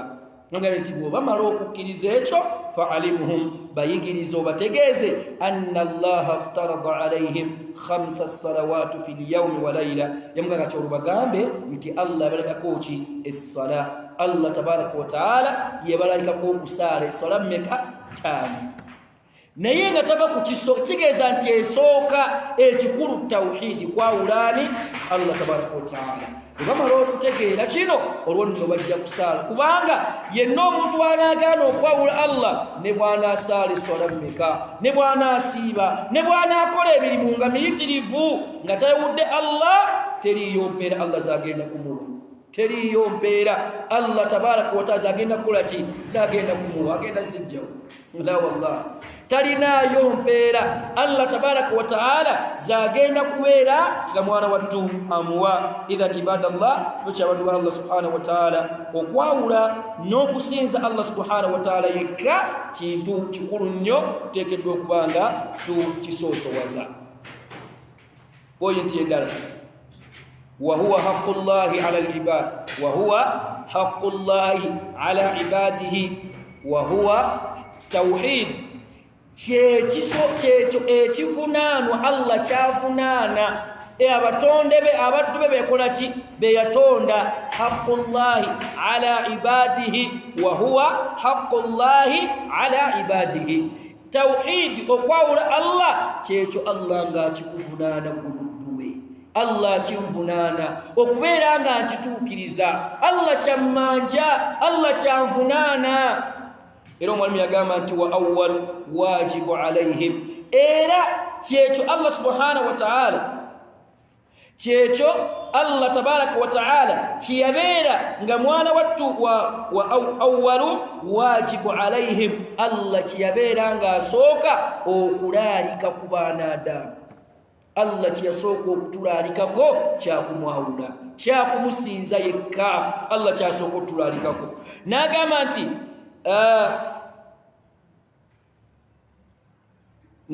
Allah subhanahu wa ta'ala kyasooka okubeera nga atwalikako, era y'ensonga enkulu n'aleeta hadithi wano n'agamba nti wa an Mu'adh bin Jabal radiyallahu anhu. Mu'adh bin Jabal radiyallahu anhu agamba nti qaala, atunyumiza n'atutegeeza n'agamba nti kuntu radifa annabi sallallahu alayhi wa sallama ala himarin. Yagamba sahaba ayitibwa Mu'adh bin Jabal radiyallahu anhu agamba nti kuntu radifa, bwali olunaku muki? Munnaku. Bwali olunaku munnaku.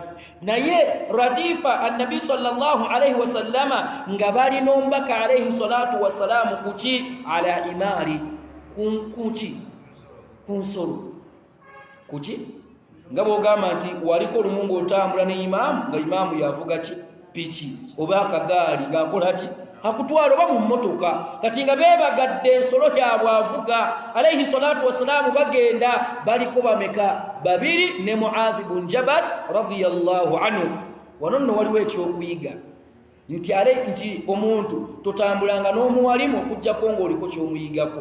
N'omuwalimu naye afeeyo okubaako byayigiriza abantu, yadde muli mu mmotoka, muli mu boda, baako kyokola ki? Kyoyiga, ky'omuggyako oba mubuuze. Kati alayhi salatu wassalamu mu lugendo lwe baalimu ne Mu'adh agamba nti faqaala li, kyava ngamba ombaka wa Allah alayhi salatu wassalamu, faqaala li, kyava ngamba, kyava mugamba ya Mu'adh, owange gwani? Mu'adh.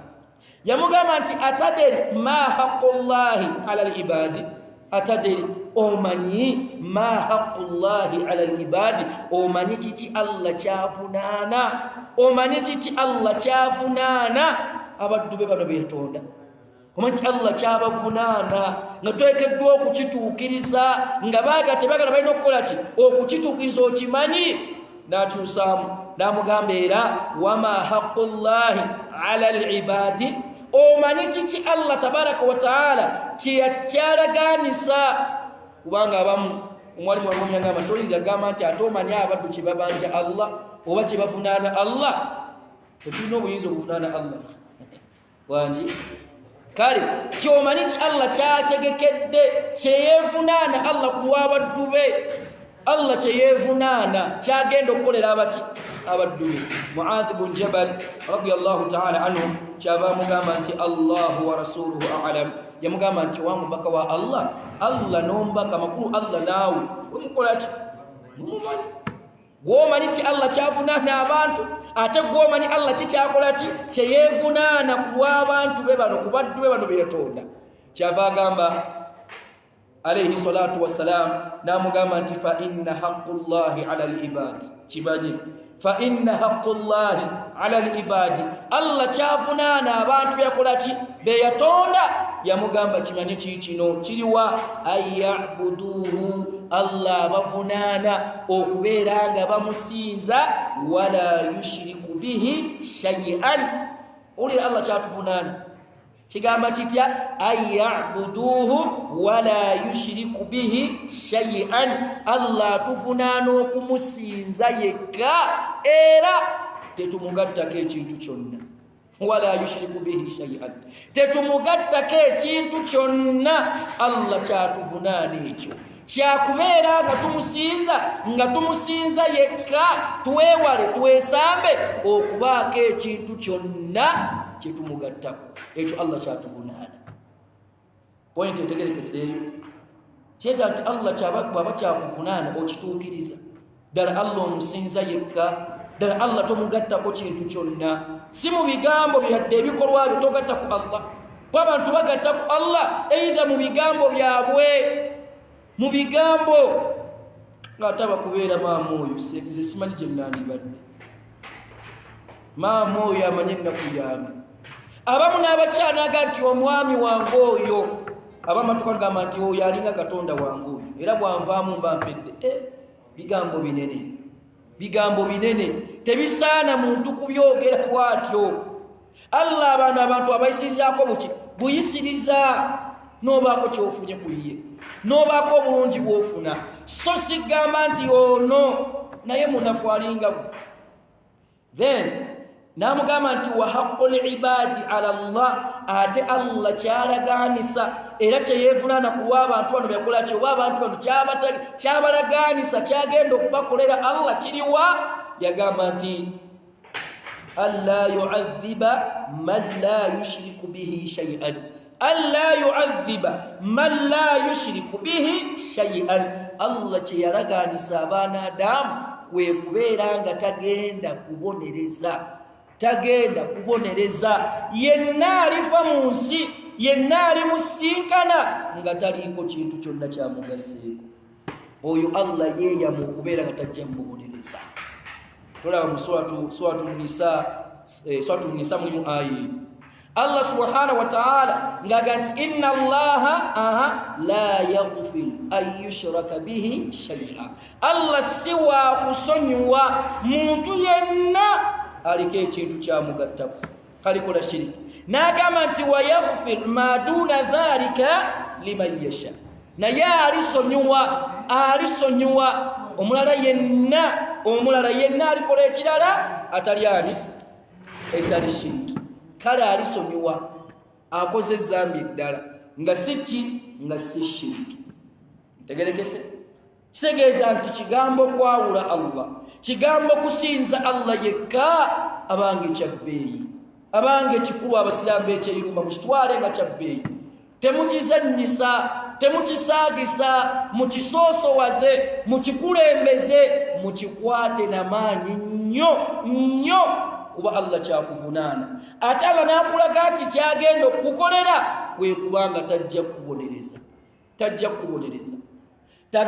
kubonereza yenna alifa nga tamugaseeko kintu kyonna ate n'akulaga si waakusonyiwa mugattako kubanga asudde tawhidi asudde ensonga enkulu gy'alina okukulembeza obudde obwange buweddeyo buno neeyazisibwa eyazike yagamba wa awwal na kino kimanye ku bukulu bwa tawhidi wa awwal ma yus'alu anhu al-'abdu fi qablihi wa awwal ma yus'alu anhu al-'abdu fi qablihi yagamba n'ensonga egenda okusooka okubuuzibwa ekibuuzo ekisookerwako ekigenda okubuuzibwa omuntu ono ng'ateekeddwa mu kabbuli.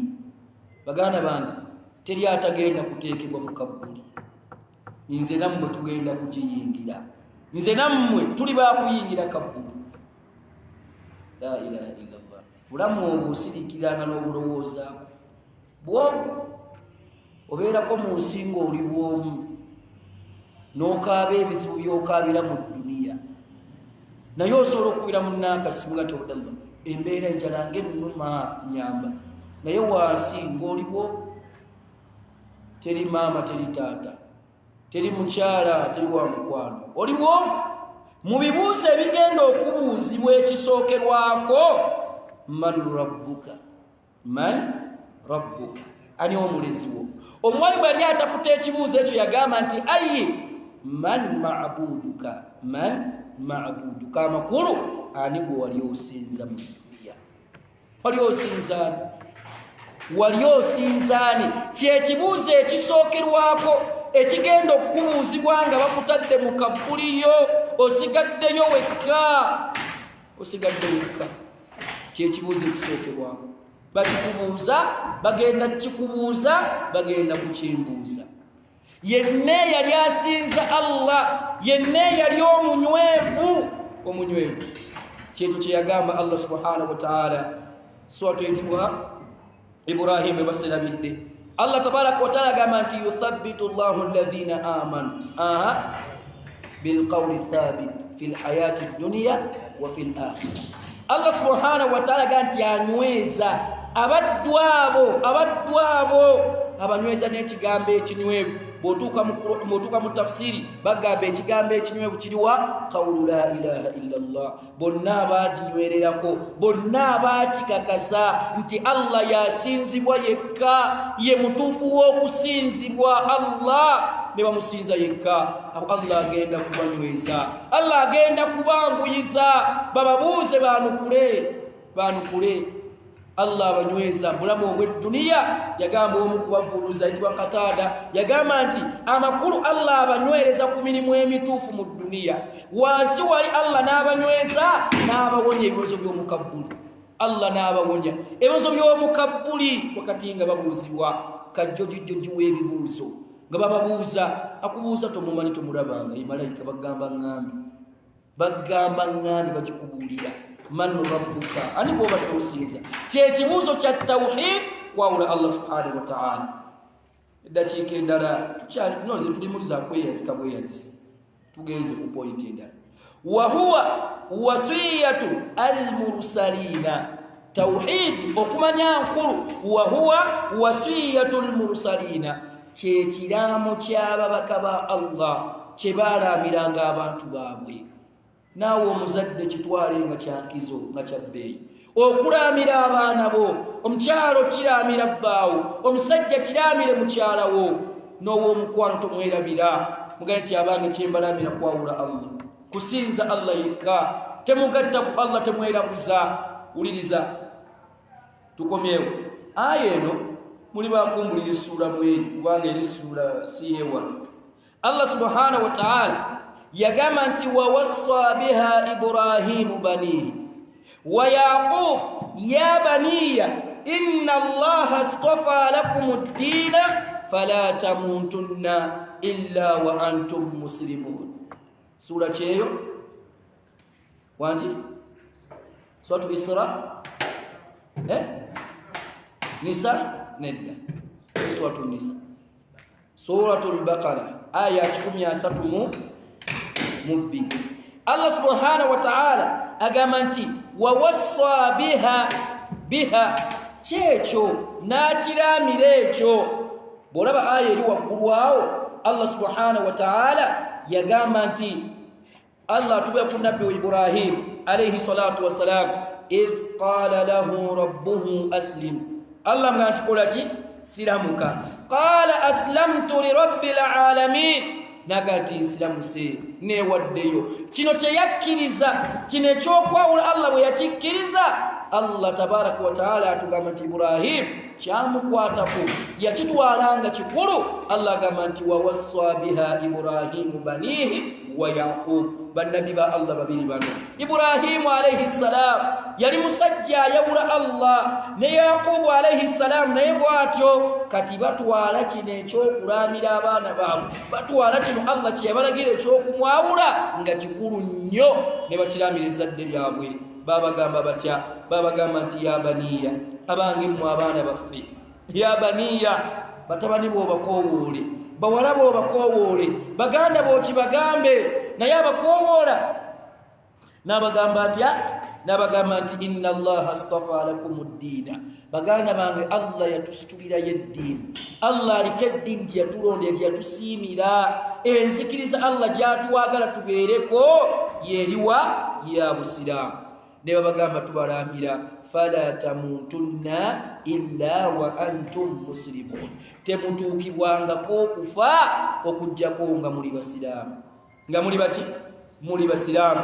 Omwalimu yaleeta aya eyo yokka, naye munzikirize nga tekeera neddako ng'ovudde ku eyo eddako. Allah subhanahu wa ta'ala n'agamba nti am kuntum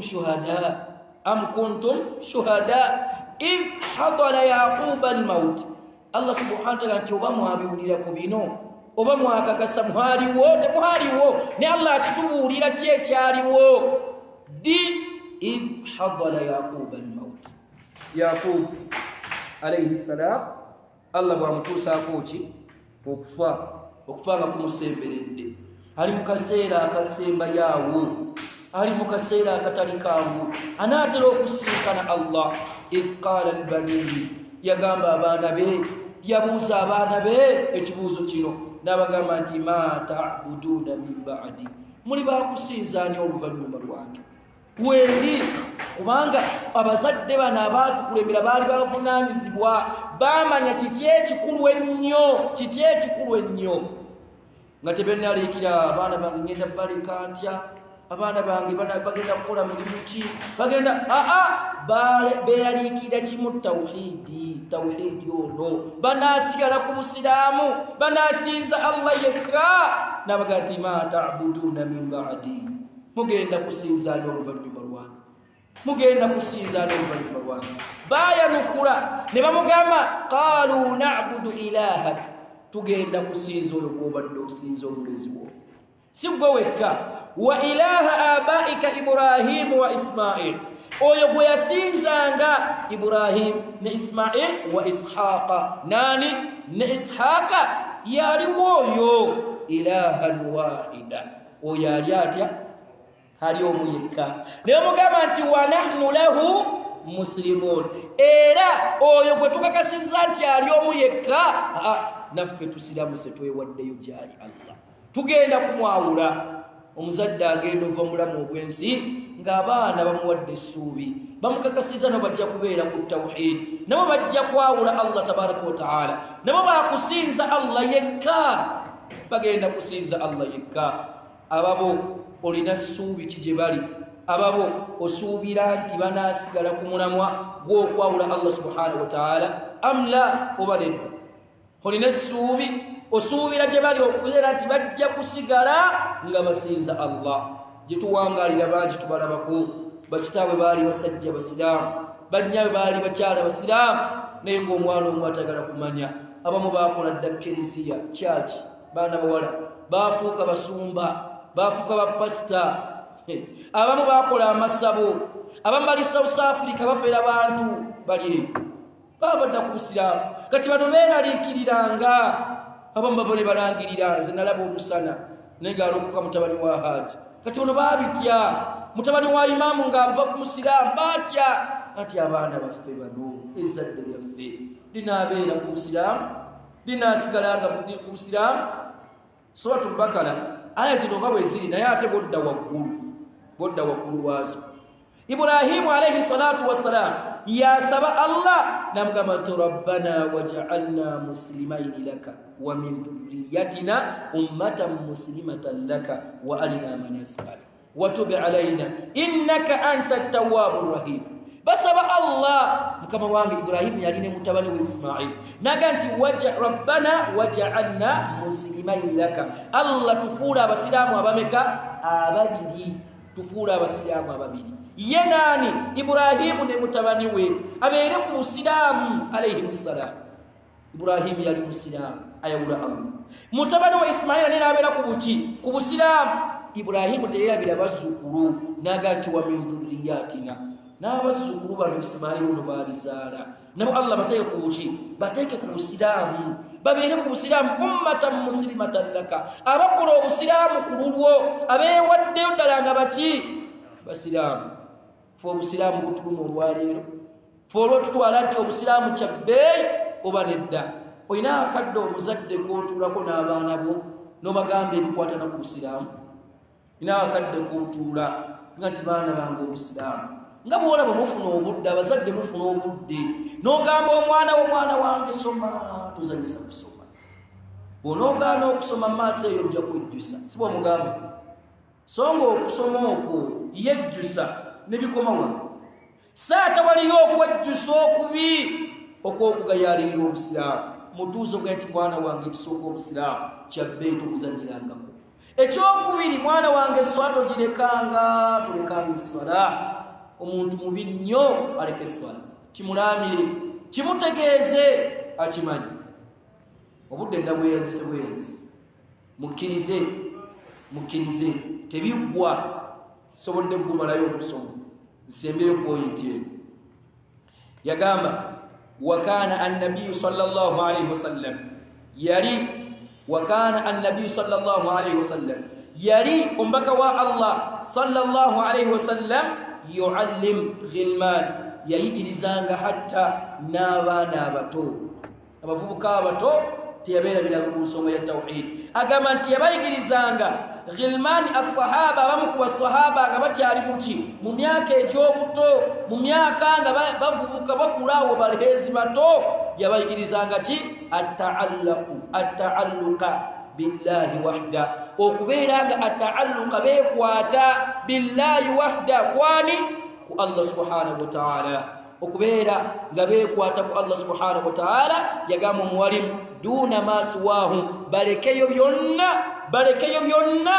ebitalyani Allah subhanahu wa ta'ala beekwata ku Allah tebagenda ebirala tebagenda mu masabo tebagenda mu kusabira tebagenda mu birala byonna wabula beekwata ku Allah nga bwe kijja qala ibn Abbas radiyallahu anhuma alayhi salatu wassalam lumu yali atambula ne sahaba itwani Abdullah ibn Abbas yali akyali muto namugamba nti ya gulamu owange muvubuka owange mulenzi nga bwe nyinza okugamba ono mutabani wa sheikh ya gulamu owange mulenzi gwe owange omuvubuka gwe kaana gwe yamugamba nti inni mazima ddala nze uallimuka kalimatin ndiko ebigambo byenjagala okukubuulirira nabyo ndiko ebigambo byenjagala okukusibirira n'okubanga nkutegeeza yamugamba ki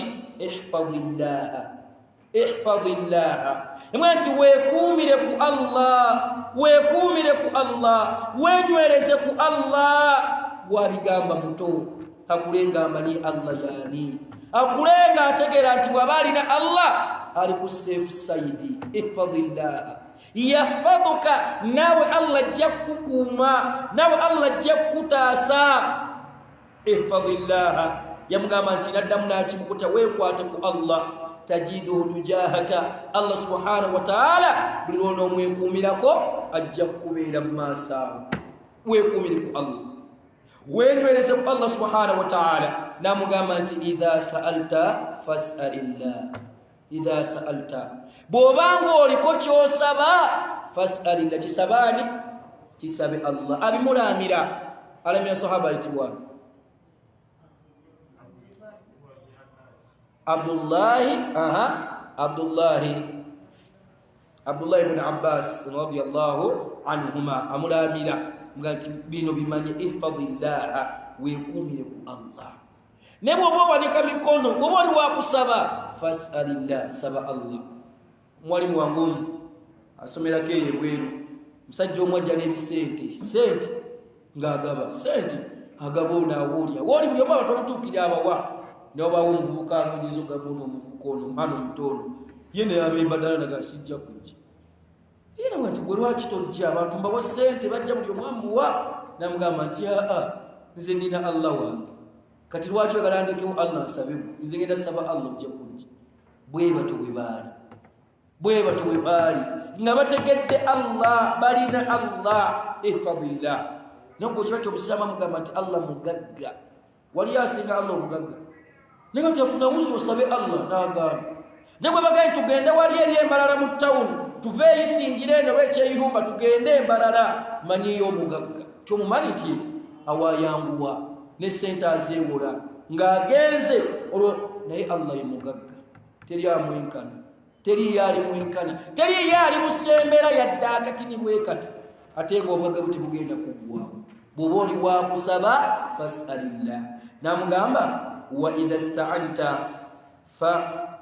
fasta'in billah bw'oba oli wakubaako gwe weesiga obwesige obuteeka eryani eri Allah twesiza abantu ne batuyiwa twesiza abaki abantu ne batuyiwa Allah tabaraka tagenda kukola ki tagenda kutuyiwa simanyi lwaki buli lwe mba njagala okufundikira oyeteezeddako zinsikiriza banna kano kasembeyo oyinza okuntuma nti yafuuse kano kasembeyo tebiggwe yagamba wa amalana Allah subhanahu wa ta'ala kolaki yatulagira olw'obukulu bwa tawhid olw'obukulu bw'obusiraamu wa amalana Allah yatulagira Allah tabaraka wa ta'ala alla namuta illa alayhi Allah yatulalikako n'atulagira obutatuukibwako kufa okujjako nga tulina obusiraamu okujjako nga tuli banna tawhid yagamba atya suratu etibwa Ali Imran aya 12 Allah atukowoola n'atugamba nti ya ayuha alladhina amanu abange mmwe abasiraamu abange mmwe abakkiriza ittaqullah muti Allah mutyani Allah tumutye muntya etya haqqa tuqatihi mu bwennyini bw'okumutya mu butuufu bw'okumutya kyava asembyayo naga nti wala tamutunna illa wa antum muslimun temutuukibwangako okufa okujjako nga ddala muli baki basiraamu nga ddala mulina obusiraamu si bwa nkofiira si bwa nyambala zaffe kyala yamadde jilbabla nsimanyi omusajja amala emyamakanzu la wabula ddala obusiraamu obutuufu obukakasa nti Allah yasinzibwa yekka era nga bw'osinza bangi abambadde amakanzu bangi abambadde jilbaabu bangi abafaanana amannya bangi wahum yushirikuuna billah nga bakyagatta ku Allah wahum yushirikuuna billah nga bakyagatta ku Allah yenna agatta ku Allah obusiraamu abuvaamu ne bwasigala ng'ayambaddenga obusiraamu kasigale ng'ayitibwa hajjati kakole hijja 100 zonna nga akyagatta ku Allah teri kalimu kagenda mugasa munzikirize neme kufuuka nti kano ke kasembayo tukkirize tukomaawo olwaleero biidhinillah tukyali nammwe paka ku lunaku olw'Essande biidhinillah Allah bw'anaaba atuwadde akachansi akalala tiimu ekyaliwo ey'abawalimu mukkirize nayo tubeerenga tugiwaakadde oluvannyuma lw'okusaala salatul magharibi tugenda ategenda muki mu maaso n'omuwalimu omulala naye ali mu kweteekateeka ate aleeta omusomo omulala mbegayiridde yenna amanyiyo omukwano gwe tolaba nti naye yandize n'atwegattako tolaba nti alina kyasubwa ese bulungi baganda bange eddalusu zino bangi abazitusaba bangi bazaagala mu bitundu ebyenjawulo mugjeeko emubende mugjeeko emasindi mugjeeko wa naye kyasi bwebanga ezze wano mugikozese buki bulungi kubanga eyinza okugenda neetadda oba nze nnyinza okufa oluusi mwana wattu omuntu n'asubwa oba olwo kyeyandiize ekitono so naawe oyinza okufa naye nga kyasi zajjanga ez'okuyiga obusiraamu ez'okutereeza obusiraamu bo n'otakola ki n'otazikozesa zikozese ennakuwegaliza obulungi muganda waani gwe waleseeyo wandibadde omukoonako nomugamba nti awange osubwa tuli wano tuyiga tuli wano tujjukizibwa ku mateeka gaani ga Allah subhanahu wa ta'ala naye ajjabeeko kyasoma. Wabarakallahu fikum. Omusomo gwaffe gubadde gugamba ahamiyatu tawhid, obukulu bw'okukola ki bw'okwawula Allah subhanahu wa ta'ala, tukitwale nga kyabbeeyi, tukitwale nga kikulu nnyo. Dakiika ezo ezisigaddewo tweteekerateekera salaatul magharibi n'okuwummulamu akatini ako, dakiika ezo ezibulayo tusaale magharibi, tumala okugisaala ate tugende mu maaso mwana wattu n'omuki ne darusu yaffe nga bwetambula. Mwebale kujja tusaba Allah abasiime abaweemu obulungi. Subhanaka Allahumma wa bihamdika nashhadu an la ilaha illa anta nastaghfiruka wa natubu ilayka. Assalamu alaykum wa rahmatullahi wa barakatuh.